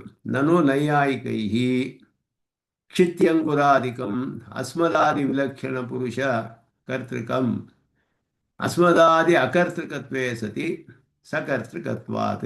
ಇದುವೇ ವ್ಯತಿರೇಕಿ, ಕೇವಲ ವ್ಯತಿರೇಕಿ. ಇಲ್ಲಿ ಹೇಳುವಾಗ ಈಶ್ವರ ಏನು ಹೇಳಿದ್ರು ಮೊದಲು ಅಂದರೆ ಕ್ಷಿತಿ ಅಂಕುರಾಧಿಕಂ ಸಕರ್ತೃಕಂ ಕಾರ್ಯತ್ವಾತ್ ಘಟವತ್ ಅಂತ ಮೊದಲು ಅನ್ವಯ ವ್ಯಾಪ್ತಿಯನ್ನೇ ಹೇಳಿದ್ರು ಅನುಮಾನವನ್ನು. ಘಟವು ಹೇಗೆ ಒಬ್ಬ ಕರ್ತ ಇದ್ದಾನೋ ಹಾಗೆಯೇ ಕ್ಷಿತಿ ಅಂಕುರ, ಈ ಪೃಥ್ವಿ ಭೂಮಿ, ಇದಕ್ಕೂ ಕೂಡ ಒಬ್ಬ ಕರ್ತ ಇರಬೇಕು, ಇದೆಲ್ಲ ಕಾರ್ಯವಾದ್ದರಿಂದ ಅಂತ ಹೇಳಿದ್ರು. ಅಲ್ಲಿ ನಾವು ಏನು ಅದಕ್ಕೆ ಆಕ್ಷೇಪ ಹೇಳಿದ್ವಿ ಅಂದರೆ, ಕಾರ್ಯ ಕಾರಣಗಳು ಸಾಮಾನ್ಯವಾದ ವಿಷಯಗಳಿಗೆ ಅನ್ವಯ ಇರ್ಬೋದು, ಸಾಮಾನ್ಯಕ್ಕೂ ವಿಶೇಷಕ್ಕೂ ಹೇಳೋಕ್ಕಾಗೋದಿಲ್ಲ. ಕಾರ್ಯವಿದ್ದರೆ ಕಾರಣ ಇರಬೇಕು ಅಂತ ಹೇಳಿ, ಕಾರ್ಯವಿದ್ದರೆ ಕರ್ತ ಇರಬೇಕು ಅಂತ ಆಗೋದಿಲ್ಲ. ಕರ್ತ ಅನ್ನೋದು ಒಂದು ವಿಶೇಷವಾದ ಕಾರಣ. ಸಾಮಾನ್ಯವಾಗಿ ಕಾರ್ಯ ಅಂತ ಹೇಳಿ ವಿಶೇಷವಾದ ಕಾರ್ಯ ಹೇಳಿದ್ರೆ ವಿಶೇಷವಾದ ಕರ್ತ ಹೇಳ್ಬೋದು. ಘಟ ಮಾಡುವುದಕ್ಕೆ ಕುಂಬಾರ ಇರಬೇಕು ಅಂತ ಹೇಳಬೇಕು, ಕಾರ್ಯ ಆಗೋದಕ್ಕೆ ಕುಂಬಾರ ಇರಬೇಕು ಅಂತ ಹೇಳೋಕ್ಕಾಗೋದಿಲ್ಲ. ಯಾಕೆಂದರೆ ಬಟ್ಟೆ ಮಾಡೋದಕ್ಕೆ ಕುಂಬಾರ ಬೇಕಾಗಿಲ್ವಲ್ಲ. ಅದು ವಿಶೇಷವಾದ ಕಾರಣ, ವಿಶೇಷವಾದ ಕಾರ್ಯ, ಇದೆರಡಕ್ಕೂ ವ್ಯಾಪ್ತಿ ಹೇಳ್ಬೋದು. ಕಾರ್ಯ ಕಾರಣಗಳು ಸಾಮಾನ್ಯವಾಗಿ ಹೇಳ್ಬೋದೇ ಹೊರತು ಸಾಮಾನ್ಯವಾಗಿ ಕಾರ್ಯ ಅಂತ ಹೇಳಿಬಿಟ್ಟು ಒಬ್ಬ ಕರ್ತ ಅನ್ನೋನು ಒಬ್ಬ ವಿಶೇಷವಾದ ಕಾರಣ ಆಗ್ತಾನೆ. ಆದ್ದರಿಂದ ನೀವು ಹೇಳೋ ಅನುಮಾನ ಸರಿಯಾದ ಅನುಮಾನವಲ್ಲ ಅಂತ ಅದನ್ನು ತಳ್ಳಿ ಹಾಕಿದ್ರು. ಅದಕ್ಕೆ ಹೇಳ್ತಾರೆ, ಈಗ ನೆಗೆಟಿವ್ ಆಗಿ ಹೇಳ್ತಾರೆ, ಈಗ ವಿರುದ್ಧವಾಗಿ ಏನು ಹೇಳ್ತಾರೆ ಅಂದರೆ, ಈ ಪೃಥ್ವಿ ಅನ್ನೋದಿದೆಯಲ್ಲ, ನಮ್ಮಂತಹವರಿಲ್ಲ, ನಮ್ಮಂಥವ್ರಿಗಿಂತ ಬೇರೆಯಾದ ಒಬ್ಬ ಕರ್ತ ಮಾಡಿರ್ಬೇಕು ಅದನ್ನು, ಪೃಥ್ವಿಯನ್ನು. ಯಾಕೆ ಅಂತ ಹೇಳಿದ್ರೆ ಅದು ಕಾರ್ಯವಾಗಿದೆ, ಅದು ಸಕರ್ತೃಕವಾಗಿರಬೇಕು, ಕರ್ತ ಇರಬೇಕು ಅದಕ್ಕೆ. ಆದರೆ ನಮಗಿಂತ ಭಿನ್ನವಾದ ಒಬ್ಬ ಕರ್ತ ಇರಬೇಕು ಅದಕ್ಕೆ. ಆದ್ದರಿಂದ ಒಂದು ವಿಶೇಷಣವನ್ನು ಸೇರಿಸ್ತಾರೆ, ಅಸ್ಮದಾದಿ ಅಕರ್ತೃಕತ್ವೇ ಸತಿ ಸಕರ್ತೃಕತ್ವ. ಕ್ಷಿತ್ಯಂತಿರಾದಿಕಂ ಸಕರ್ತೃಕತ್ವಂ ಅಂತ ಅಷ್ಟೇ ಹೇಳಲಿಲ್ಲ, ಅಸ್ಮದಾದಿ ಅಕರ್ತೃಕತ್ವೇ ಸತಿ, ನಮ್ಮಂಥ ಅವರು ಮಾಡದೇ ಇರೋ ಜೊತೆ ಕರ್ತ ಉಳ್ಳವನಾಗಿ ಆಗಿದೆ ಅದು. ಆದರೆ ನಮ್ಮಂಥ ಅವ್ರನ್ನ ಮಾಡಿಲ್ಲ. ಯಾಕೆ ಅಂದರೆ ಹೇಳಿದ್ರೆ, ಅದು ನಮಗಿಂತ ವಿಲಕ್ಷಣವಾದ ಒಬ್ಬನಿಂದ ಮಾಡಲ್ಪಟ್ಟಿರಬೇಕು. ಪೃಥ್ವಿ ಅನ್ನೋದು, ಈ ಬ್ರಹ್ಮಾಂಡ ಆಕಾಶ ಸೃಷ್ಟಿ ಮಾಡೋದು ಸುಲಭವೇ? ಆಕಾಶ ನಿತ್ಯ ಅಂತ ಹೇಳ್ತಾರೆ, ಅದು ಬೇರೆ ವಿಷಯ. ಆದರೆ ಯುವ ಅಗ್ನಿವೋ ಅಂತ ಇಟ್ಕೊಳ್ಳಿ, ಸೃಷ್ಟಿ ಮಾಡೋದು ಅನ್ನೋದು ಯಾರು ಸಾಮಾನ್ಯ ಕಾರಣವೇ ಅದು? ಅಥವಾ ಒಂದು ಗಿಡ ಬೆಳೆಯುತ್ತೆ, ಯಾರು ಕಾರಣ ಕಂಡು ಬರೋದಿಲ್ವಲ್ಲ ಅಲ್ಲಿ, ಕರ್ತ ತಾನೇ ಬೆಳೆದು ಬರ್ತಾ ಇದೆ. ಬೀಜ ಹಾಕ್ಬಿಟ್ರೆ ಬೆಳೆದು ಬರ್ತಾ ಇರುತ್ತೆ ಅದ್ರ ಪಾಟಿಗೆ. ಮ್ಯಾನುಫ್ಯಾಕ್ಚರ್ ಮಾಡಿಕೊಡಪ್ಪ ಒಂದು ಗಿಡ ಅಂದರೆ ಒಬ್ಬ ಮಾಡಿಕೊಡೋಕ್ಕಾಗೋದಿಲ್ಲ. ಬೀಜ ತೊಗೊಂಡು ಬಾ ಅಂತ ಹೇಳ್ತಾನೆ ಅವನು, ಬೀಜ ಹಾಕ್ತಾನೆ, ಅದು ಬಂದರೆ ಬಂತು, ಇಲ್ಲದೆ ಹೋದರೆ ಇಲ್ಲ, ಅವನ ಕೈಯಲ್ಲಿಲ್ಲ. ಅಲ್ಲೊಬ್ಬ ಕರ್ತ, ಘಟವನ್ನು ಒಬ್ಬ ಕುಂಬಾರ ಮಾಡೋ ಹಾಗೆ ಅಲ್ಲಿ ಕರ್ತ ಕಂಡು ಬರೋದಿಲ್ಲ. ಅದೇ ರೀತಿ ಈ ಪೃಥ್ವಿಯನ್ನು ಮಾಡುವವನು ಕಂಡು ಬರ್ತಾ ಇಲ್ಲ ಒಬ್ಬ. ಆದ್ದರಿಂದ ಅವನು ನಮ್ಮಂತೆ ಇರೋಕ್ಕೆ ಸಾಧ್ಯವಿಲ್ಲ, ನಮಗಿಂತ ವಿಲಕ್ಷಣ ಆಗಿರಬೇಕು. ಆದರೆ ಅದು ಕರ್ತ ಆಗಿರಬೇಕು. ಯಾಕೆ ಅಂದರೆ ಕಾರ್ಯವಾಗಿದೆ, ಕರ್ತ ಒಬ್ಬ ಇರಬೇಕು. ಇದು ವ್ಯತಿರೇಕ ಅನುಮಾನ, ಇದಕ್ಕೆ ಸಪಕ್ಷ ಹೇಳೋಕ್ಕಾಗೋದಿಲ್ಲ, ಸಪಕ್ಷವೇ ಇಲ್ಲ ಇದಕ್ಕೆ. ಆದ್ದರಿಂದ ಅಕ್ಷಿತ್ಯಂಕುರಾಧಿಕಂ ಅಸ್ಮದಾದಿ ವಿಲಕ್ಷಣ ಪುರುಷ ಕರ್ತೃಕಂ, ನಮಗಿಂತ ಬೇರೆಯಾದ ಒಬ್ಬ ಪುರುಷ ಮಾಡಿರ್ಬೇಕು ಅದನ್ನು. ಯಾಕೆ? ಅಸ್ಮದಾದಿ ಅಕರ್ತೃಕತ್ವೇ ಸತಿ ಸಕರ್ತೃಕತ್ವ, ನಮ್ಮಂತ ಅವನು ಮಾಡಿರೋಕ್ಕೆ ಸಾಧ್ಯವಿಲ್ಲ, ಮಾಡಿಲ್ಲ, ಆದರೆ ಕರ್ತ ಇದಾನದಕ್ಕೆ. ಆದ್ದರಿಂದ ಪೃಥ್ವಿ ಅನ್ನೋದು ಇದು. ದೃಷ್ಟಾಂತ ಏನು ಹೇಳ್ತೀರಾ? ಏನು ಹೇಳೋಕ್ಕಾಗೋದಿಲ್ಲ. ಯಾಕೆ ಅಂದರೆ ಸಪಕ್ಷ ಇಲ್ಲ ಇದಕ್ಕೆ. ತತ್ರ ಹೇತೌ ವಿಶೇಷಸ್ಯ ಸಕರ್ತೃಕತ್ವಸ್ಯ ಅಸಿದ್ಧೌ ಅಪಾರಿತಾಯಾಮ್. ನಾವು ಹೇಳ್ತೀವಿ ಹೇತುಗೆ ಸಕರ್ತೃಕತ್ವ ಅನ್ನೋದು ಹೇಳೋಕ್ಕಾಗೋದಿಲ್ಲ. ನೀವು ಅಸ್ಮದಾದಿ ವಿಲಕ್ಷಣಕರ್ತ ಅನ್ನೋದು ಯಾರು ನೋಡಿದ್ದೀರಾ ಯಾರಾದರೂ ನೀವು ಅಂತ ಕೇಳ್ತೀವಿ. ಚಿತ್ಯಂಕುರಾಧಿಕಂ ಸಕರ್ತೃಕಂ ಕಾರ್ಯತ್ವಾತ್ ಘಟವತ್ ಇತಿ ಅನುಮಾನೇನ ಹೇಷವು ವಿಶೇಷ್ಯ ಸಿದ್ಧ ಪರಿಹೃತ. ಇದರಿಂದ ವಿಶೇಷ್ಯ ಅನ್ನೋದು ಇದೆ ಅನ್ನೋದನ್ನು ಇದರಿಂದಲೇ ಮಾಡಿದ್ದೀವಿ. ಯಾಕೆ ಅಂದರೆ ಕಾರ್ಯವಾದ್ದರಿಂದ ಕರ್ತ ಇರಬೇಕು, ಆದರೆ ನಮಗಿಂತ ವಿಲಕ್ಷಣವಾದ ಕರ್ತ ಅವನು. ಈ ರೀತಿ ಒಂದು ಈ ಅನುಮಾನದ ಜೊತೆ ಒಂದು ಕೇವಲ ವ್ಯತಿರೇಕಿಯನ್ನು ಹೇಳಿ ಎರಡು ಸೇರಿಸಿ ನಾವು ಇದನ್ನು ಸಾರಿಸ್ತೀವಿ. ಅಂಕುರಾದವು ಅಸ್ಮದಾದೀನ ಕರ್ತೃತ್ವಂ ನಾಸ್ತಿ ಇತಿ ಲೋಕಾನುಭವ ಸಿದ್ಧಂ. ಇದೆಲ್ಲ ನಮ್ಮಂತ ಅವರು ಯಾರು ಮಾಡಿಲ್ಲ ಅನ್ನೋದು ಗೊತ್ತು, ಎಲ್ಲರಿಗೂ ಗೊತ್ತಿದೆ. ಅದು ಕ್ಷಿತ್ಯಾದವಪಿ ಅಸ್ಮದಾದೀನಾಂ ಕರ್ತೃತ್ವ ಸರ್ವತಾ ನ ಸಂಭವತಿ. ಪೃಥ್ವಿಯನ್ನು ಸೃಷ್ಟಿ ಮಾಡಿದವನು ನಮ್ಮಂಥವನಾಗಿರೋಕ್ಕೆ ಸಾಧ್ಯವಿಲ್ಲ ಅನ್ನೋದು ತಿಳಿಯುತ್ತೆ. ಭೂ ಸೃಷ್ಟಿ ಯಾಕೆ ಅಂದರೆ ಪೃಥ್ವಿ ಸೃಷ್ಟಿ ಆಗೋಕ್ಕೆ ಮೊದಲು ಯಾರೂ ಇರಲೇ ಇಲ್ಲ. ಬ್ರಹ್ಮಾಂಡ ಸೃಷ್ಟಿ ಆಗೋಕ್ಕೆ ಮೊದಲು ಜೀವಾತ್ಮಗಳು ಯಾವ ದೇವ ಮನುಷ್ಯಾದಿ ಸೃಷ್ಟಿ ಆಗಿರಲಿಲ್ವಲ್ಲ. ಇನ್ನು ಬ್ರಹ್ಮಾಂಡ ಸೃಷ್ಟಿ ಆದಮೇಲೆ ತಾನೇ ಚತುರ್ಮುಖ ಬ್ರಹ್ಮನ ಸೃಷ್ಟಿಯಾಗಿದ್ದು. ಭೂ ಸೃಷ್ಟೇ ಪೂರ್ವಂ ಅಸ್ಮಾಕಮೇವ ಅಭಾವಾತ್, ನಾವು ಇರಲೇ ಇರಲಿಲ್ವಲ್ಲ ಆಗ. ಅದಕ್ಕೆ ಹೇಳ್ಕೊಳ್ಳಿ ಸರ್ಗಾದಿ ಅಕಾಲೀನ ಕರ್ತೃಕತ್ವಂ ಅಂತ ಅವರು ಹೇಳ್ತಾರೆ ನ್ಯಾಯ ಕುಸುಮಾಂಜಲಿಯಲ್ಲಿ ಹೇಳುವಾಗ. ಉದಯನಾಚ ಸರ್ಗಾದಿ ಅಕಾಲೀನ ಪದಾರ್ಥ ಸೃಷ್ಟಿ ಹೆಂಗಾಯಿತು ಸೃಷ್ಟಿ ಅನ್ನುತ್ತ ಹೇಳುವಾಗ, ಪ್ರಳಯ ಸಮಯದಲ್ಲಿ ಯಾರೂ ಇರಲೇ ಇಲ್ವಲ್ಲ, ಆವಾಗ ಎಲ್ಲ ಸೃಷ್ಟಿ ಆಗಿದೆ, ಆದ್ದರಿಂದ ಈಶ್ವರ ಇದ್ದಾನೆ ಅಂತ ಒಪ್ಕೊಳ್ಬೇಕು ಅಂತ ಅವರು ಹೇಳೋದು. ಆದ್ದರಿಂದ ಪ್ರಥಮೋಕ್ತೆ ಪರಿಶೇಷಾನುಮಾನೇ ಹೇತೋ ಸಿದ್ಧ. ಇದಕ್ಕೆ ಪರಿಶೇಷಾನುಮಾನ ಅಂತಲೂ ಒಂದು ಹೆಸರಿದೆ, ಕೇವಲ ವ್ಯತಿರೇಕಿಗೂ ಕೂಡ. ಇದರಿಂದ ಹೇತು ಸಿದ್ಧಿ ಆಯಿತು. ಅಸ್ಮದಾದಿ ಅಕರ್ತೃಕತ್ವೇ ಸತಿ ಸಕರ್ತೃಕತ್ವಾತ್ ಅನ್ನೋದು ಹೇತು. ಬರೀ ಸಕರ್ತೃಕತ್ವಾತ್ ಅಂತ ಹೇಳೋದಿಲ್ಲ, ನಮಗಿಂತ ವಿಲಕ್ಷಣ ಆದ ಒಬ್ಬ ಕರ್ತೃಕನ ಇರುವಂಥ ಸಕರ್ತೃಕತ್ವ, ಆ ರೀತಿ ಹೇಳ್ತೀವಿ. ಇದಕ್ಕೇನು ಉತ್ತರ ಕೊಡ್ತೀರಿ ಅಂತ ಅವರು ಹೇಳ್ತಾರೆ. ತೇನ ಅಸ್ಮದಾದಿ ವಿಲಕ್ಷಣ ಕರ್ತೃಕಸ್ಯೈವ ಸಾಧನೇನ, ನಮಗಿಂತ ವಿಲಕ್ಷಣ ಆದ ಕರ್ತ ಅನ್ನೋದನ್ನು ಸಾಧಿಸಬೇಕು. ಸೃಷ್ಟು ಜೀವ ವಿಲಕ್ಷಣತ್ವಮಪಿ ತೇನೈವ ಸಿದ್ಧತಿ. ನಮಗಿಂತ ವಿಲಕ್ಷಣನಾದವನು ಅಂತಹವನಿಂದ ಮಾಡಲ್ಪಟ್ಟಿರಬೇಕು ಅನ್ನುವ ಒಂದು ಹೇತುವಿನಿಂದ ಸೃಷ್ಟಾದ ಯಾರು ಸೃಷ್ಟಿ ಮಾಡಿದ್ನೋ ಅವನು ಜೀವನಿಗಿಂತ ವಿಲಕ್ಷಣ ಅನ್ನೋದು ಸಿದ್ಧಿಸ್ಬಿಡುತ್ತೆ. ಪೃಥ್ವಿ ಅನ್ನೋದು ಯಾರು ಮಾಡಿದ್ರು ಅಂದರೆ, ಆ ಕಾಲದಲ್ಲಿ ನಾವು ಯಾರೂ ಇರಲಿಲ್ಲ, ಆದ್ದರಿಂದ ನಮಗಿಂತ ವಿಲಕ್ಷಣ ಅನ್ನೋದು ಒಬ್ಬ ಮಾಡಿರಬೇಕು. ನಮಗಿಂತ ವಿಲಕ್ಷಣ ಅನ್ನೋ ಒಬ್ಬ ಮಾಡಿರಬೇಕು ಅನ್ನುವ ಕಾರಣ ಹೇತು ಸಿದ್ಧಿಸಿರೋದ್ರಿಂದ ಅವನು ಸೃಷ್ಟಿ ಮಾಡಿದವನು ಕೂಡ ನಮಗಿಂತ ವಿಲಕ್ಷಣನೇ ಆಗಿರಬೇಕಲ್ಲ. ಇದು ತರ್ಕ ಅವ್ರು ಮಾಡುವಂತಹದ್ದು. ಇದು ಕೇವಲ ವ್ಯತಿರೇಕಿ ತರ್ಕ ಅಂತ ಹೆಸರು. ಆದ್ದರಿಂದ ಸರ್ವಂ ಚತುರಸ್ರ, ಎಲ್ಲ ಸಮಾನವಾಗಿದೆ ಅಂತ. ಚತುರಸ್ರ ಅಂದರೆ ಸ್ಕ್ವೇರ್ ಅಂತ ಅರ್ಥ. All is square and fair ಅಂತ ಹೇಳ್ತಾರಲ್ಲ, ಹಾಗೆ ಎಲ್ಲ ಸರಿಯಾಗಿದೆ ಅಂತ ಹೇಳಿದ್ರೆ ಸರ್ವಸ್ಯ ಇಲ್ಲಿ ಹೇಳ್ತಾರೆ ವ್ಯತಿರೇಕಿ. ವ್ಯತಿರೇಕಿ ಅವೀತಃ ಅಂದರೆ ವ್ಯತಿರೇಕಿ ಅಂತ ಅರ್ಥ. ವಿ ಇತಃ ವೀತಃ ಅನ್ವಯಿ ಅಂತ ಅರ್ಥ. ಇಣ್ಗತವು ಅಂತ ಚೆನ್ನಾಗಿ ಅನ್ವಯಿಸುವುದು ಅಂತ ಅರ್ಥ. ನವೀತಃ ಅವೀತಃ ವ್ಯತಿರೇಕಿ. ಪ್ರಕೃತೆ ಅವೀತಃ ಕೇವಲ ವ್ಯತಿರೇಕಿ. ವಿಶೇಷ್ಯ ನಿಘ್ನ ಶಬ್ದ. ವಿಶೇಷದಲ್ಲಿ ಹೇಳುತ್ತೆ, ವಿಶೇಷವನ್ನು ತಿಳಿಸುತ್ತೆ. ಇದೆಲ್ಲ ಕೂಡ ನಾವು ಮುಂದೆ ನಿರಸನ ಮಾಡ್ತೀವಿ ಅಂತ ಹೇಳ್ಬಿಟ್ಟು ಸರ್ಕಲಸ್ಯಾಪಿ ವ್ಯತಿರೇಕ ಕೇವಲ ವ್ಯತಿರೇಕಿಣ ಹೇತೋ ನಿರಾಕರಣಂ ಕೇವಲ ವ್ಯತಿರೇಕ ಪರೀಕ್ಷಾ ಪ್ರಕರಣೇ ದ್ರಕ್ಷ್ಯಸಿ. ಅಲ್ಲಿ ನೋಡ್ತೀರಂತೆ, ಮುಂದೆ ಬುದ್ಧಿಸರದಲ್ಲಿ ಹೇಳ್ತೀವಿ, ಅಲ್ಲಿ ವಿಸ್ತಾರವಾಗಿ ನೋಡ್ಕೊಳ್ಳಿ, ಇವಾಗ ಇಲ್ಲಿ ಬೇಕಾಗಿಲ್ಲ ಅಂತ ಹೇಳಿದ್ರು. ಕೇವಲ ವ್ಯತಿರೇಕಿಣ ಅಸಂಭವೇಪಿ ಪೂರ್ವೋಕ್ತ ಪರಿಶೇಷಾನುಮಾನ ಮಾನಂ ಅನ್ವಯ ವ್ಯತಿರೇಕಿಯ ಏವ ಭವತು. ಯಾಕೆಂದರೆ ಕುತಃ ಪ್ರದ್ವೇಷ ಈಶ್ವರಾನುಮಾನೇ. ಈಶ್ವರಾನುಮಾನದಲ್ಲಿ ಯಾಕೆ ನಿಮಗೆ ದ್ವೇಷ? ಸುಮ್ಮನೆ ಅನುಮಾನದಿಂದ ಯಾಕೆ ಒಪ್ಕೊಳ್ಬಾರ್ದು ಅಂತ ಕೇಳ್ತಾರೆ ನಮಗೆ. ಅಂದರೆ ಅದಕ್ಕೆ ನಚ ಅಸ್ಮದಾದಿ ಅಕರ್ತೃಕತ್ವೇ ಸತಿ ಸಕರ್ತೃಕತ್ವ ಯತ್ರ ತತ್ರ ಅಸ್ಮಾದ್ ವಿಲಕ್ಷಣ ಸಕರ್ತೃಕತ್ವ ಅನ್ವಯ ವ್ಯಾಪ್ತಿ ವಕ್ತವ್ಯ.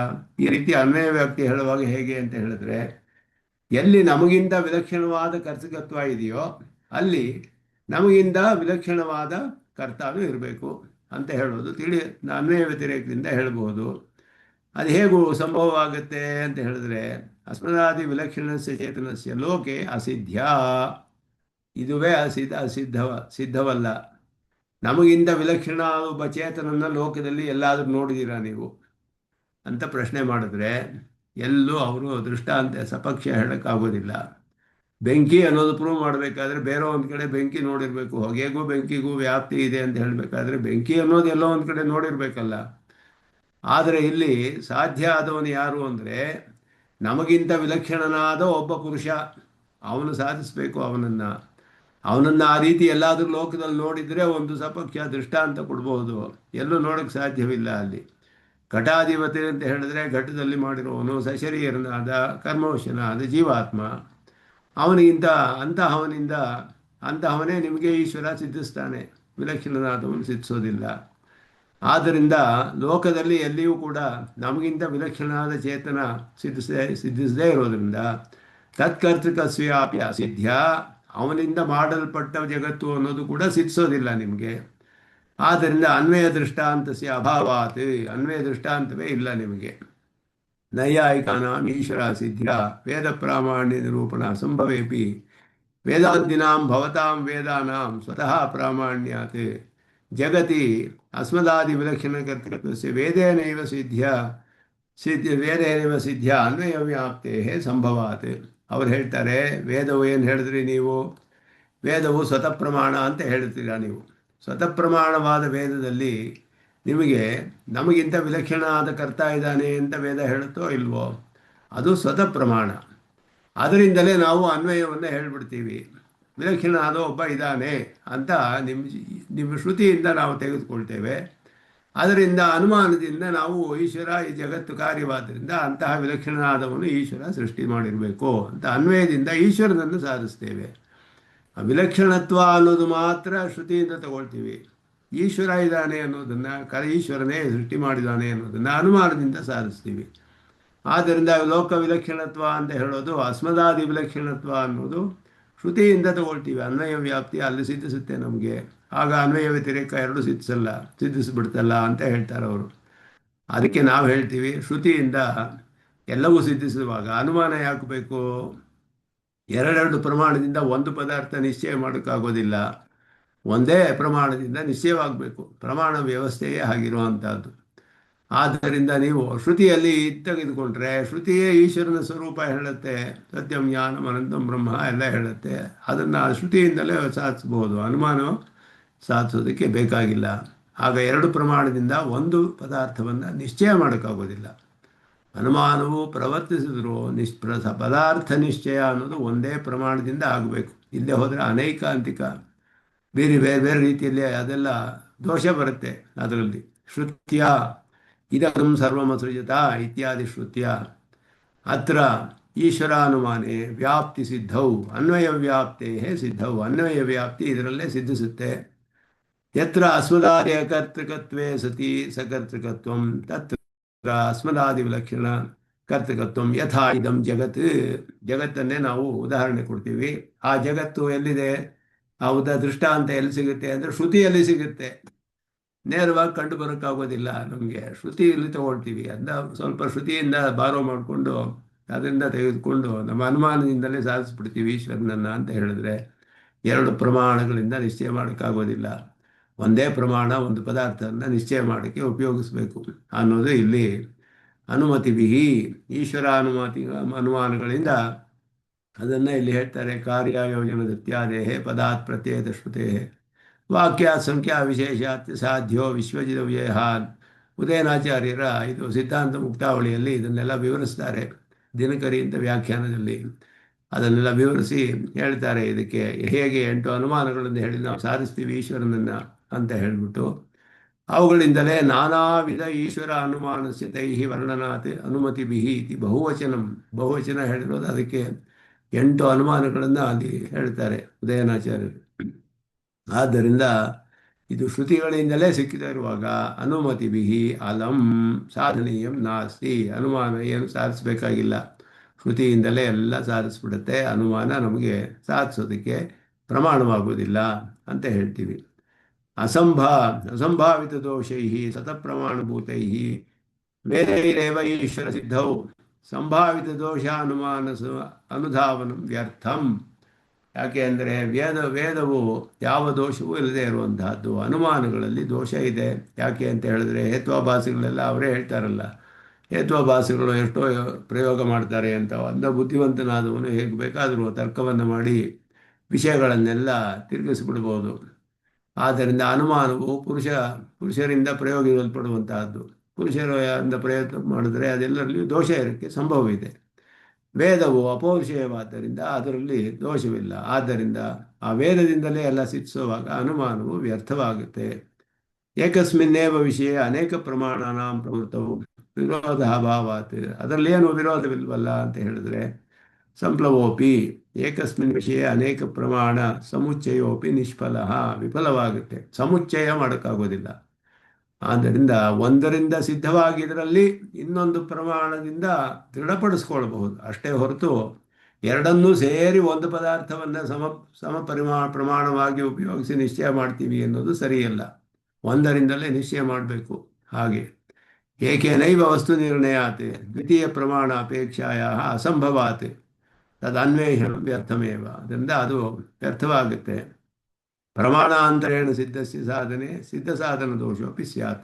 ಅಷ್ಟೇ ಅಲ್ಲ, ಶ್ರುತಿಯಿಂದ ಸಿದ್ಧವಾಗಿರೋದನ್ನ ಅನುಮಾನದಿಂದ ಮತ್ತೆ ಅದನ್ನೇ ಸಿದ್ಧಿಸ್ತೀವಿ ಅಂದರೆ ಸಿದ್ಧ ಸಾಧನ ಅನ್ನುವ ದೋಷ. ಸಿದ್ಧಿಸಿರೋದನ್ನೇ ಮತ್ತೆ ಸಾಧಿಸಬೇಕಾಗಿಲ್ಲ. ತಿಳಿದಿರೋ ವಿಷಯವನ್ನು ತಿರ್ಗಾ ಸಾಧಿಸಿ ಏನು ಪ್ರಯೋಜನ, ಮಾಡಬೇಕಾಗಿಲ್ಲ. ಆದ್ದರಿಂದ ಸಿದ್ಧಿಸಿರೋದನ್ನು ಇನ್ನೊಂದು ಅನುಮಾನದಿಂದ ಮತ್ತೆ ಸಿದ್ಧಿಸ್ತೀವಿ, ಅದನ್ನೇ ತಿರ್ಗಾ ನಾವು ಪ್ರೂವ್ ಮಾಡ್ತೀವಿ ಅಂದರೆ ಆಲ್ರೆಡಿ ಪ್ರೂವನ್ ಮತ್ತೆ ಪ್ರೂವ್ ಮಾಡಿದ್ರೆ ವ್ಯರ್ಥ, ಅದು ವೇಸ್ಟ್ ಆಗುತ್ತೆ. ಅದು ಸಿದ್ಧ ಸಾಧನ ಅಂತ ಅದಕ್ಕೆ ಹೆಸರು, ದೋಷ. ಆದ್ದರಿಂದ ಏವಂ ಈಶ್ವರ ಅನುಮಾನಸ್ಯ ಅನೇಕ ದೋಷಗ್ರಸ್ತತ್ವಾತ್. ಈಶ್ವರ ಅನುಮಾನದಲ್ಲಿ ಅನೇಕ ದೋಷಗಳಿರೋದ್ರಿಂದ ಉಲ್ಲೋಕ ಭೂಮಾ ಸಹ ವಿಶ್ವಕರ್ತ ಲೋಕಾತೀತ ಮಹತ್ವವಾನ್ ಜಗತ್ಸ್ರಷ್ಟ ಈಶ್ವರ ಅನುಮಯ ಕಥಂ ಪ್ರಸಿದ್ಧೇತೆ ಅನುಮಿತ್ಯ ದೃಷ್ಟಾಂತ ಅವಲಂಬನೇನೈವ ಪ್ರವರ್ತಮಾನಂ ಅನುಮಾನಂ. ದೃಷ್ಟಾಂತದ ಮೂಲಕವೇ ಪ್ರವರ್ತಿಸಬೇಕು ಅನುಮಾನ. ಆದ್ದರಿಂದ ಲೋಕದೃಷ್ಟಿ ವಿಷಯೇಷು ಏವ ಪ್ರತಿಷ್ಠಾಂ ಲಭೇತ. ಲೋಕದ ದೃಷ್ಟ ವಿಷಯಗಳಲ್ಲಿ ಅಷ್ಟೇ ಅನುಮಾನಕ್ಕೆ ಪ್ರಾಮಾಣಿಕವಾಗತ್ತೆಯೇ ಹೊರತು ಅಲೌಕಿಕವಾದ ಪದಾರ್ಥಗಳಲ್ಲಿ ಅಲ್ಲ. ನತು ಅತ್ಯಂತ ಅಲೌಕಿಕೆ ಸರ್ವಾದ್ಭುತಮಯೇ ಪರಸ್ಮಿನ್ ಬ್ರಹ್ಮಣಿ ಅಂತ ಪರಬ್ರಹ್ಮನಲ್ಲಿ ಪ್ರಮಾಣವಾಗುವುದಿಲ್ಲ. ಬ್ರಹ್ಮಣ ಶಬ್ದೈಕ ಸಮಧಿಗಮ್ಯತ್ವ ಪಕ್ಷೇಪಿ ಶಬ್ದಶಕ್ತಿ ಗ್ರಹಸ್ಯ ಲೌಕಿಕತ್ವಾತ್ ಏತದ್ದೋಷ ಅತಿವರ್ತನಂ ಅತಿ ಕಷ್ಟ ಸಾಧ್ಯಂ ಇತಿ ಪಿ ಅವಗಂತವ್ಯದಿಂದ ಇಲ್ಲಿ ಶಬ್ದೈಕ ಸಮಧಿಗತ್ವ ಅನ್ನೋದು ಅಷ್ಟೇನೆ. ಆದ್ದರಿಂದ ಅವನ ಶಬ್ದಶಕ್ತಿ ಗ್ರಹಸ್ಯ ಲೌಕಿಕತ್ವಾತ್ ಬರೀ ಶಬ್ದದಿಂದಲೇ ತಿಳಿಯಕ್ಕಾಗೋದಿಲ್ಲ. ಅಂದರೆ ಸಾಮಾನ್ಯವಾಗಿ ನಾವು ಪ್ರಯೋಗಿಸುವ ಶಬ್ದಶಕ್ತಿಗಳು ಎಷ್ಟಿದೆ ಅಂತ ಹೇಳಿದ್ರೆ, ಶಬ್ದಕ್ಕೆ ಅರ್ಥ ತಿಳಿಸುವ ಅರ್ಥ ಏನು ತಿಳಿಸುತ್ತೆ ಶಬ್ದ ಅಂತ ಹೇಳಿದ್ರೆ, ನಮಗೆ ತಿಳಿದು ಬರುವ ವಿಷಯಗಳನ್ನು ತಿಳಿಸುತ್ತೆ. ಶ್ರುತಿ ಮಾತ್ರವೇ ಅಲೌಕಿಕವಾದ ತಿಳಿಸುತ್ತೆ ಅನ್ನೋದು ಅರ್ಥ ಇಲ್ಲಿ. ನಿತ್ಯ ನಿರ್ದುಷ್ಟಸ್ಯ ಸ್ವತಃ ಪ್ರಮಾಣಭೂತಸ್ಯ ವೇದಸ್ಯ ಅನುಮಾನೇನ ಕಾವಾಕ್ಷತಿ ಸ್ಯಾತ್. ವೇದ ಹೆಂಗೂ ಅಪೌರುಷೇಯ ದೋಷವಿಲ್ಲ, ಅನುಮಾನ ಅದನ್ನು ಬಾರಿಸಕ್ಕೆ ಸಾಧ್ಯವಿಲ್ವಲ್ಲ, ಏನು ಪರವಾಗಿಲ್ಲ, ಅನುಮಾನನೂ ಇಟ್ಕೊಳ್ಳಿ ಶ್ರುತಿಯನ್ನು ಇಟ್ಕೊಳ್ಳಿ ಅಂತ ಅವರು ಹೇಳ್ತಾರೆ. ಏವಂ ಸತೀಯಾನ್ ಕ್ಲೇಶಾ ತನ್ನಿರಾಕರಣಾಯ ಕಿಮರ್ಥಃ ಅಂತ ಹೇಳಿದ್ರೆ ಹೇಳ್ತಾರೆ, ಪರಮಶಾಸ್ತ್ರಸ್ಯ ವೇದಸ್ಯ ಅನೂಕ್ತತ್ವಸ್ಯ ಅನುವಾದ ರೂಪತಾಯ ಬಾಧಸ್ಯ ಚ ವಿಮತಶ್ಚೇತನಃ ನ ಜಗತ್ಸೃಷ್ಟಾ ಚೇತನತ್ವಾದಸ್ಮದಾದಿವತ್ ಇತಿ ಪ್ರತಿಪ್ರಯೋಗ ಪ್ರಸಂಗಸ್ಯ ಚ ಅಂತ ಹೇಳಿದ್ರೆ, ಇದೆಲ್ಲ ಪರಿಹೃತಯೇ ಪರಿಹಾರಾಯ ಶಾಸ್ತ್ರಯೋನಿತ್ವ ಸೂತ್ರಂ ಪ್ರವೃತ್ತಂ. ಕೆಲವರ ಅನುಮಾನಗಳನ್ನೆಲ್ಲ ಮಾಡಿಬಿಡ್ತಾರೆ, ಇದೆಲ್ಲ ಯತ್ವಾಭಾಸಗಳು. ವಿಮತಃ ಚೇತನಃ ನ ಜಗತ್ಸೃಷ್ಟ.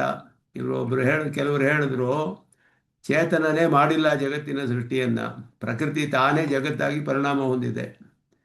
ಅದಕ್ಕೆ ಏನು ಹೇಗೆ ಹೇಳಿ ಸಾಧಿಸ್ತೀರಾ ಅಂದರೆ, ಅನುಮಾನದಿಂದ ಸಾಧಿಸ್ತೇವೆ. ಹೇಗೆ ಅಂದರೆ ವಿಮತಃ ವಿಮತ ಅಂದರೆ ವಿವಾದಗ್ರಸ್ತನಾದವನು. ಈಗ ಪ್ರೂವ್ ಮಾಡಬೇಕಾಗಿರೋದು ಟು ಬಿ ಪ್ರೂವನ್ ಅಂತ, ಅಂಡರ್ ಡಿಸ್ಪ್ಯೂಟ್. ಚೇತನ, ನಾವು ಚೇತನನು ಜಗತ್ಸೃಷ್ಟ ಅಲ್ಲ. ಯಾಕೆ ಅಂದರೆ ಚೇತನತ್ವಾತ್ ಅಸ್ಮದಾಧಿಪತ್, ನಮ್ಮಂತಹವರು ಸೃಷ್ಟಿ ಮಾಡೋಕ್ಕಾಗೋದಿಲ್ವಲ್ಲ. ಆದ್ದರಿಂದ ಒಬ್ಬ ಚೇತನ ಜಗತ್ತನ್ನು ಸೃಷ್ಟಿ ಮಾಡೋಕ್ಕೆ ಸಾಧ್ಯವಿಲ್ಲ. ಪ್ರಕೃತಿ ತಾನೇ ಪರಿಣಾಮವಾಗಿ ಜಗತ್ತಾಗಿದೆ. ಈ ರೀತಿ ಅನುಮಾನ ಪ್ರೂವ್ ಮಾಡಿದ್ರೆ ಇದಕ್ಕೆ ಹೇಗೆ ಸಾಧ್ಯ ಉತ್ತರ ಕೊಡೋಕ್ಕೆ? ಪ್ರಕೃತಿಯೇ ಪರಿಣಾಮ ಹೊಂದುತ್ತೆ ಅಂದರೆ ಇದಕ್ಕೆಲ್ಲ ರಚನಾನುಪತ್ತಿ ಅಧಿಕರಣ ಮೊದಲಾದದ್ದೆಲ್ಲ ಬಾದರಾಯಣರು ಉತ್ತರ ಕೊಟ್ಟಿದ್ದಾರೆ. ಯಾಕೆ ಅಂದರೆ ಒಂದು ಅಚೇತನ ಪದಾರ್ಥವು ಸ್ವತಃ ಪ್ರವೃತ್ತಿ ಮಾಡೋಕ್ಕಾಗೋದಿಲ್ಲ. ಒಬ್ಬ ಚೇತನನೇ ಸೃಷ್ಟಿ ಮಾಡಿರಬೇಕು ಜಗತ್ತನ್ನು. ಜಗತ್ ಕಾರ್ಯವನ್ನು ಸೃಷ್ಟಿ ಮಾಡೋಕ್ಕೆ ನಿಮಿತ್ತ ಕಾರಣ ಇರಲೇಬೇಕು. ತಾನೇ ಸೃಷ್ಟಿ ಆಗೋದಿಲ್ಲ, ತಾನೇ ಸೃಷ್ಟಿ ಆಗೋಕ್ಕೆ ಸಾಧ್ಯವಿಲ್ಲ ಅನ್ನೋದು. ಅದನ್ನೆಲ್ಲ ಅನುಮಾನದಿಂದ ನಾವು ಡಿಸ್ಪ್ರೂವ್ ಮಾಡ್ತೀವಿ. ಚೇತನನೇ ಬೇಕಾಗಿಲ್ಲ ಅಂತ ಒಂದು ಅನುಮಾನ ಹೇಳ್ತೀವಿ ಇಲ್ಲಿ. ವಿಮತಃ ಚೇತನಃ ನ ಜಗತ್ಸೃಷ್ಟ. ಚೇತನ ಜಗತ್ತಿಗೆ ಸೃಷ್ಟ ಅಲ್ಲ. ಯಾಕೆ ಅಂದರೆ ಚೇತನನಾದ್ದರಿಂದ ನಮ್ಮಂಥವನು, ಚೇತನರೆಲ್ಲ ನಮ್ಮಂಥವರೇ. ಆದ್ದರಿಂದ ಒಬ್ಬ ಚೇತನ ಜಗತ್ತನ್ನು ಸೃಷ್ಟಿ ಮಾಡೋಕ್ಕೆ ಸಾಧ್ಯವಿಲ್ಲ, ಪ್ರಕೃತಿ ತಾನೇ ಪರಿಣಾಮ ಹೊಂದಿದೆ. ಹೀಗೆ ಹೇಳಿದ್ರೆ ಅನುಮಾನದಲ್ಲಿ ಲೋಕ ವಿಲಕ್ಷಣನಾದ ಒಬ್ಬ ಚೇತನ ಸೃಷ್ಟಿ ಮಾಡಿದಾನೆ ಅಂತ ಶ್ರುತಿ ಹೇಳುತ್ತೆ. ಅಚೇತನ ತಾನೇ ಪ್ರವರ್ತಿಸೋಕ್ಕೆ ಆಗೋದಿಲ್ಲ. ಅದರಲ್ಲೇ ಅನುಮಾನ ಈ ರೀತಿ ಪ್ರಯೋಗ ಮಾಡಿದ್ರೆ ಇದು ಒಳ್ಳೆಯ ಅನುಮಾನದಂತೆಯೇ ಕಂಡು ಬರುತ್ತೆ. ಯಾಕೆಂದರೆ ಪಕ್ಷ, ಸಾಧ್ಯ, ಹೇತು ಎಲ್ಲ ಇದೆ ಇದರಲ್ಲಿ, ದೃಷ್ಟಾಂತವೂ ಇದೆ. ಇದೆಲ್ಲ ಇಟ್ಕೊಂಡು ಚೇತನನೇ ಇಲ್ಲ ಸೃಷ್ಟಿ ಮಾಡೋದು, ತಾನೇ ಆಗಿದೆ ಅಂತ ಹೇಳ್ತಾರೆ ಅನುಮಾನದಿಂದ. ಅಂದರೆ ಇದೆಲ್ಲ ಹೇಗೆ ಒಪ್ಕೊಳ್ಳೋಕ್ಕೆ ಸಾಧ್ಯ? ಇದೆಲ್ಲ ಶ್ರುತಿಗೆ ವಿರುದ್ಧವಾಗುತ್ತೆ. ಇದನ್ನು ಪ್ರೂವ್ ಮಾಡೋಕ್ಕಾಗೋದಿಲ್ಲ. ಚೇತನ ಮಾಡಿದ್ನೋ ಇಲ್ಲ ತಾನೇ ಆಯಿತು ಅನ್ನೋದನ್ನು ಯಾರು ನೋಡೋದಕ್ಕೆ ಯಾರೂ ಇರಲೇ ಇಲ್ವಲ್ಲ. ಆ ಕಾರಣದಲ್ಲಿ ಪ್ರಕೃತಿ ತಾನೇ ಪರಿಣಾಮ ಆಗಿದೆ ಅಂತ ಹೇಳೋದಕ್ಕೆ ಯಾರು ನೋಡಿದ್ರು ಅದನ್ನು? ಈಗ ನಾವು ನೋಡೋದ್ರಲ್ಲಿ ಲೋಕದಲ್ಲಿ ಪ್ರಕೃತಿ ತಾನೇ ಪರಿಣಾಮ ಆಗೋದು ಎಲ್ಲೂ ಕಂಡು ಬರೋದಿಲ್ಲ. ಪ್ರಕೃತಿಗೆ ಸ್ವತಂತ್ರ ಪ್ರವೃತ್ತಿ ಇಲ್ಲ. ಅದಕ್ಕೆ ಮರವನ್ನು ಇಟ್ಟುಬಿಟ್ರೆ ತಾನೇ ಕುರ್ಚಿ ಆಗಿಬಿಡುತ್ತೆಯೇ? ಆಗೋದಿಲ್ವಲ್ಲ.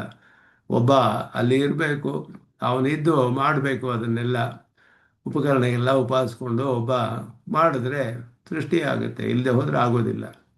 ಆದ್ದರಿಂದ ಚೇತನ ಅಧಿಷ್ಠಾನ ಇಲ್ಲದೆ ಹೋದರೆ ಪ್ರಕೃತಿ ಸ್ವತಂತ್ರವಾಗಿ ಪ್ರವರ್ತಿಸೋಕ್ಕೆ ಸಾಧ್ಯವಿಲ್ಲ. ಆದರೆ ಅನುಮಾನದಿಂದ ಹೀಗೆಲ್ಲ ಹೇಳೋಕ್ಕೆ ಸಾಧ್ಯ. ಇದು ನೋಡೋಕ್ಕೆ ಒಳ್ಳೆಯ ಅನುಮಾನದಂತೆ ಕಂಡು ಬರುತ್ತೆ ನಮಗೆ. ಅತ್ಯಂತ ಅಲೌಕಿಕ ಅರ್ಥೆ ಶಾಸ್ತ್ರವೇವ ಪ್ರಮಾಣ ವೈದಿಕಾನಾಂ. ಅಲೌಕಿಕ ಅರ್ಥದಲ್ಲಿ ಶಾಸ್ತ್ರವೇ ಪ್ರಮಾಣ.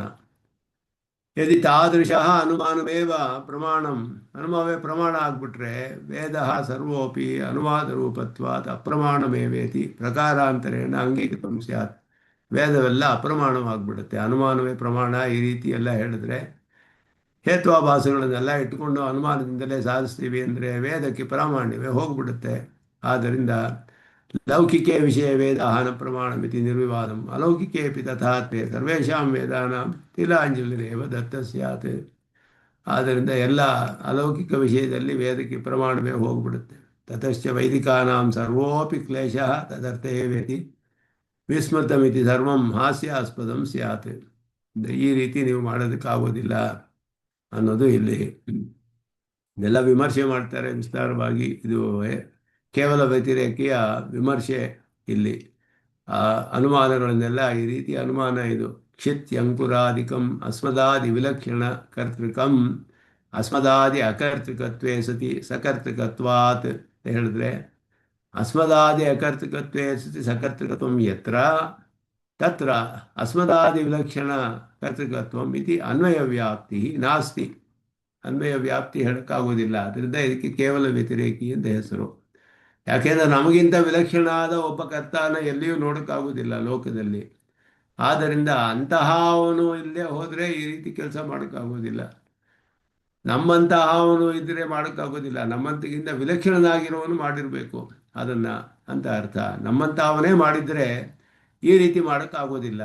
ಆದ್ದರಿಂದ ನಮ್ಮಂಥವನಿಗಿಂತ ಬೇರೆ ಆದವನು ಇದನ್ನು ಮಾಡಿರಬೇಕು ಅಂತ ಇವರು ನೆಗೆಟಿವ್ ಆಗಿ ಪ್ರೂವ್ ಮಾಡೋಕ್ಕೆ ನೋಡ್ತಾರೆ. ಇದೆಲ್ಲ ಅನುಮಾನಗಳು ನಾವು ಒಪ್ಕೊಳ್ಳೋದಿಲ್ಲ. ಈ ರೀತಿ ಅನುಮಾನಗಳಿಂದ ಸಾಧಿಸೋಕ್ಕಾಗೋದಿಲ್ಲ ಅಂತ ಹೇಳ್ತೀವಿ. ಅದಕ್ಕೆ ಅದೆಲ್ಲ ವಿಸ್ತಾರವಾಗಿ ವಿವರಿಸ್ತಾರೆ. ಇದು ನಮಗೆ ಅಷ್ಟು ವಿಸ್ತಾರ ಬೇಕಾಗಿಲ್ಲ ಇದಕ್ಕೆ. ಯಾಕೆ ಅಂತ ಹೇಳಿದ್ರೆ ವ್ಯತಿರೇಕಿ ಅನ್ವಯಿ ಎರಡೂ ಇರಬೇಕು. ವನ್ನಿಮಾನ್ ಧೂಮಾತ್ನಲ್ಲಿ ಯತ್ರ ಧೂಮಃ ತತ್ರ ವನ್ನಿಹಿ ಇತಿ ಅನ್ವಯ ವ್ಯಾಪ್ತಿ ಇರುತ್ತೆ. ಹೊಗೆ ಇರುವ ಕಡೆಯೆಲ್ಲ ಬೆಂಕಿ ಇರಲೇಬೇಕು.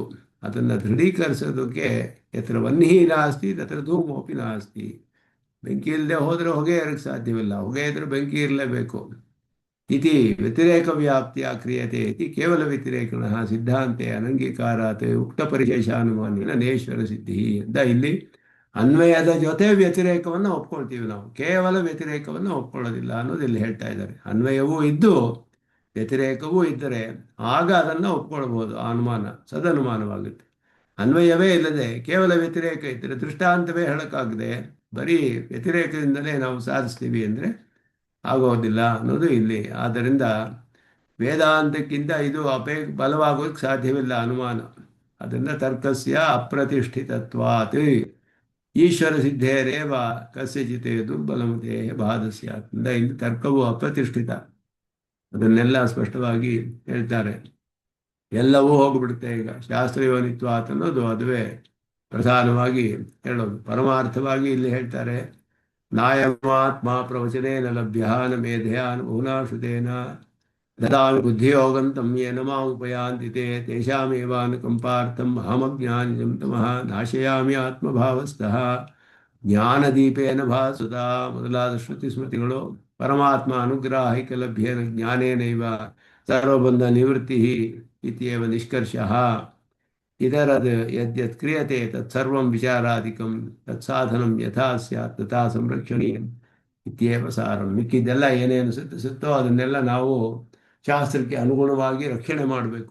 ಶಾಸ್ತ್ರಕ್ಕೆ ಅನುಗುಣವಾಗಿ ದೃಢಪಡಿಸಲು, ಅದನ್ನು ರಕ್ಷಣೆ ಮಾಡಿಸಲು ನಮಗೆ ಇದೆಲ್ಲ ಅನುಮಾನವು ಪ್ರಯೋಜಕ. ಎಲ್ಲ ಅದಕ್ಕೂ ಬೇಕಾದಷ್ಟು ಪ್ರಯೋಜನ ಇದೆ. ಆದರೆ ಶಾಸ್ತ್ರದಲ್ಲಿ ಹೇಳಿರುವ ವಿಷಯಗಳನ್ನು ದೃಢಪಡಿಸೋದಕ್ಕೋಸ್ಕರ ಹೊರತು ಸ್ವತಂತ್ರವಾಗಿ ಅಲೌಕಿಕವಾದ ವಿಷಯಗಳಲ್ಲಿ ಅನುಮಾನವು ಪ್ರಮಾಣವಲ್ಲ ಅನ್ನೋದು ಎಲ್ಲ ಇಲ್ಲಿ ಹೇಳ್ತಾ ಇದ್ದಾರೆ. ಈಶ್ವರ ಅನುಮಾನವನ್ನು ನಿರಾಕರಣೆ ಮಾಡಿದ್ರು. ಅದಾದ ಮೇಲೆ ಮುಂದೆ ಈಗ ಪ್ರಧಾನವಾಗಿ ಮುಂದಿನ ಶ್ಲೋಕ ಕನ್ನಡದಲ್ಲಿ ನೋಡೋಣ. ಏನು ಮುಗಿತಾ ಬಂತು. ಇನ್ಮೇಲೆ ಈಶ್ವರನ ಇದಕ್ಕೆ ಮೇಲೆ ಇನ್ನೂ ಒಂದು ಅನುಮಾನವನ್ನು ಹೇಳಿದೆ. ಬ್ರಹ್ಮಸೂತ್ರದಲ್ಲಿ ರಚನಾನುಪಪತ್ತಿ ಅಧಿಕರಣ ಅನ್ನೋದು, ಅದರ ವಿಷಯವನ್ನ ಇಲ್ಲಿ ಇವಾಗ ವಿಚಾರ ಮಾಡ್ತಾರೆ. ಸ್ವತಂತ್ರವಾಗಿ ಪ್ರಕೃತಿ ಪ್ರವರ್ತಿಸೋಕ್ಕೆ ಸಾಧ್ಯವಿಲ್ಲ ಅನ್ನುವಂಥದ್ದು ಇಲ್ಲಿ ಅದು ವಿಷಯ ಇದೆ. ಪ್ರಾಜ್ಞಾಧಿಷ್ಠಾನ ಶೂನ್ಯಂ ನತು ಪರಿಣಮಿತು ಶಕ್ತಂ ಅವ್ಯಕ್ತತತ್ವಂ ವಾಸ್ಯಾದೌ ವ್ಯಾಪ್ತಿ ಸಿದ್ಧೇರಿತಿ ಯದಭಿಹಿತಂ ಸಾಂಖ್ಯ ಸಿದ್ಧಾಂತ ಭಂಗೇ. ಅದರಲ್ಲಿ ಹೇಳುವಾಗ ಸೋಪಿ ಪ್ರಾಜ್ಞಂ ಯುದಾಸೇಪಿ ಅನುಮಿತಿ ಶರಣಾನ್ ಪ್ರತ್ಯುಪಾತ್ತ ಪ್ರಸಂಗ ನೇಷ್ಟೇ ತತ್ ಸಿದ್ಧ ಸಿದ್ಧೋ ಅನುಮತಿರಿತಿ ಖಲ್ ಆಶಯ ಸೂತ್ರಕರ್ತು. ಈಶ್ವರನ ಸಿದ್ಧಿಯಲ್ಲಾಗಲಿ ಅಸಿದ್ಧಿಯಾಗಲಿ ಅನುಮಾನ ಪ್ರಮಾಣ ಆಗೋದಿಲ್ಲ ಅನ್ನೋದೇ ಸೂತ್ರಕರ್ತ ಬಾದರಾಯಣರ ಅಭಿಪ್ರಾಯ. ತತ್ಸಿದ್ಧಿ ಅಸಿದ್ಧೋ ಅನುಮತಿ ನ ಇಷ್ಟ. ಎಷ್ಟೇ ಅವ್ರಿಗೆ ಇಷ್ಟ ಇಲ್ಲ ಅವರಿಗೆ ಎರಡರ ವಿಷಯದಲ್ಲಿಯೂ ಕೂಡ. ಇದು ಸೂತ್ರಕರ್ತು ಆಶಯ. ಸೂತ್ರಕರ್ತರಾದರ ಬಾದರಾಯಣರ ಆಶಯವೇನು ಅಂದರೆ ಈಶ್ವರನ ಸಿದ್ಧಿಯಲ್ಲಿಯೋ ಅಸಿದ್ಧಿಯನ್ನೋ ನೀವು ಅನುಮಾನದಿಂದ ಸಾಧಿಸೋಕ್ಕಾಗೋದಿಲ್ಲ. ಈಶ್ವರ ಇಲ್ಲ ಅಂತಲೂ ಪ್ರೂವ್ ಮಾಡೋಕ್ಕಾಗೋದಿಲ್ಲ, ಈಶ್ವರ ಇದ್ದಾನೆ ಅಂತಲೂ ಪ್ರೂವ್ ಮಾಡೋಕ್ಕಾಗೋದಿಲ್ಲ ಅನುಮಾನದಿಂದ. ಶಾಸ್ತ್ರವೇ ಅಲ್ಲಿ ಪ್ರಮಾಣ ಅನ್ನೋದನ್ನು ಇಲ್ಲಿ ಆ ವಿಚಾರವನ್ನು ರಚನಾನುಪಪತ್ತಿ ಅಧಿಕರಣ ಅನ್ನೋದನ್ನು ಇಟ್ಕೊಂಡು ಹೇಳ್ತಾರೆ. ರಚನಾನುಪಪತ್ತಿ ಅನ್ನೋದು ನಾನು ಮಾನಂ ಪ್ರವೃತ್ತೇಶ್ಚ ಅಂತ ಹೇಳಿದ್ರು. ರಚನಾ ಅನುಪಪತ್ತಿ ಪ್ರವೃತ್ತೇ ಹೇಳುವಾಗ ಅಲ್ಲಿ ಒಂದು ಪದಾರ್ಥವು ಅಚೇತನ ಪದಾರ್ಥವು ಸ್ವತಂತ್ರವಾಗಿ ಪ್ರವೃತ್ತಿಯಾಗಕ್ಕೆ ಸಾಧ್ಯವಿಲ್ಲ ಅನ್ನೋದು ಅಲ್ಲಿ ಪ್ರಧಾನ. ಅಲ್ಲಿ ಈಶ್ವರ ಅನುಮಾನವನ್ನು ನಿರಾಕರಿಸಿದರೆ ಬ್ರಹ್ಮಸೂತ್ರದಲ್ಲಿ ರಚನಾ ಅನುಪಪತ್ತಿ ಅಧಿಕರಣದ ವಿರೋಧವನ್ನು ಪರಿಹಾರ ಮಾಡ್ತಾರೆ. ಅದು ಯಾಕೆ ಬಂತು ಈ ರಚನಾ ಅನುಪಪತ್ತಿ ಅಧಿಕರಣ ಅಂತ ಹೇಳಿದ್ರೆ, ಪದಾರ್ಥವು ಸ್ವತಂತ್ರವಾಗಿ ಪ್ರವರ್ತಿಸೋಲ್ಲ ಅನ್ನೋದು ಹೇಳೋದಕ್ಕೋಸ್ಕರ ಬಂದಿದೆ ಇಲ್ಲಿ. ಅದಕ್ಕೆ ಹೇಳ್ತಾರೆ ಇಲ್ಲಿ ವಾಸ್ಯಾದವು. ವಾಸ್ಯ ಅಂತ ಹೇಳಿದ್ರೆ ಈ ಉಳಿ ಅಂತ ಹೇಳ್ತೀವಲ್ಲ, ಚಿಸಲ್ ಅಂತ ಹೇಳ್ತೀವಲ್ಲ, ಅದು ಒಬ್ಬ ಕಾರ್ಪೆಂಟ್ರ್ ಇಟ್ಕೊಳ್ತಾನಲ್ಲ, ಅದು ವಾಸ್ಯ ಅಂತ ಅದಕ್ಕೆ ಹೆಸರು. ಚಿಸಲ್ ಉಳಿ ಅಂತ ಹೇಳ್ತೀವಲ್ಲ ಅದು. ವಾಸ್ಯಾದವು ವ್ಯಾಪ್ತಿ ಸಿದ್ಧೇಹೇ ಅವ್ಯಕ್ತ ತತ್ವಂ ಪ್ರಾಜ್ಞ ಅಧಿಷ್ಠಾನ ಶೂನ್ಯಂ ಪರಿಣಮಿತು ನತು ಶಕ್ತಂ. ಪ್ರಾಜ್ಞನಾದ ಒಬ್ಬ ಜ್ಞಾನವುಳ್ಳ ಚೇತನನ ಅಧಿಷ್ಠಾನವಿಲ್ಲದೆ ಪರಿಣಾಮ ಹೊಂದುವುದಕ್ಕೆ ಸಾಧ್ಯವಿಲ್ಲ ಅನ್ನೋದು ಅಲ್ಲಿ ಸಾಧಿಸಲ್ಪಡುತ್ತೆ. ರಚನಾ ಅನುಪಪತ್ತೇ ನಾನುಮಾನಂ ಪ್ರವೃತ್ತೇಶ್ಚ ಅಂತ ಹೇಳ್ಬಿಟ್ಟು, ರಚನಾ ಅನುಪಪತ್ತೇ ನಾನುಮಾನಂ ಪ್ರವೃತ್ತೇಶ್ಚ ಅಂತ ಸೂತ್ರ. ಅದನ್ನು ಸಾಧಿಸುವಾಗ ಸ್ವತಂತ್ರವಾಗಿ ಪ್ರಕೃತಿಯು ತಾನೇ ಜಗತ್ತಾಗಿ ಪರಿಣಾಮ ಹೊಂದಕ್ಕೆ ಸಾಧ್ಯವಿಲ್ಲ. ಅಚೇತನ ಪದಾರ್ಥವು ಒಬ್ಬ ಚೇತನನ ಅಧಿಷ್ಠಾನದಲ್ಲಿಯೇ ಪ್ರವರ್ತಿಸಲು ಸಾಧ್ಯ ಅನ್ನೋದನ್ನು ಸಾಧಿಸ್ತಾರೆ ಅಲ್ಲಿ. ಆ ವಿಷಯವನ್ನು ಇಲ್ಲಿ ವಿಚಾರ ಮಾಡ್ತಾರೆ. ಅದರಲ್ಲಿ ನೀವು ಹೇಳಿರುವಂಥ ವಿಷಯ ಅನುಮಾನದಿಂದಲೇ ಎಷ್ಟು ಸಾಧಿಸ್ತೀರಾ ಅಲ್ಲೂ ಅಂತ ಹೇಳಿಬಿಟ್ಟು ಅಲ್ಲಿ ಮಾಡಿರೋದು ಏನು ವಿಷಯ, ಯಾಕೆ ಆ ಅಧಿಕರಣ ಬಂದಿದೆ, ಅದನ್ನೆಲ್ಲ ಮುಂದೆ ವಿಚಾರ ಮಾಡ್ತಾರೆ. ಅದನ್ನು ಮುಂದುವರಿಸೋಣ ಅಂತ ಹೇಳಿ ಇಲ್ಲಿಗೆ ನಿಲ್ಲಿಸ್ಕೊಳ್ತೇನೆ. ಎಲ್ರಿಗೂ ನಮಸ್ಕಾರಗಳನ್ನು ಹೇಳಿ ಕವಿತಾರ್ಕಿಕ ಸಿಂಹಾಯ ಕಲ್ಯಾಣ ಗುಣಶಾಲಿನಿ ಶ್ರೀಮತೆ ವೆಂಕಟೇಶಾಯ ವೇದಾಂತ ಗುರವೇ ನಮಃ. ಶ್ರೀಮತೆ ನಿಗಮಾಂತ ಮಹಾದೇಶಿಕಾಯ ನಮಃ. ಕೃಷ್ಣಾರ್ಪಣಮಸ್ತು.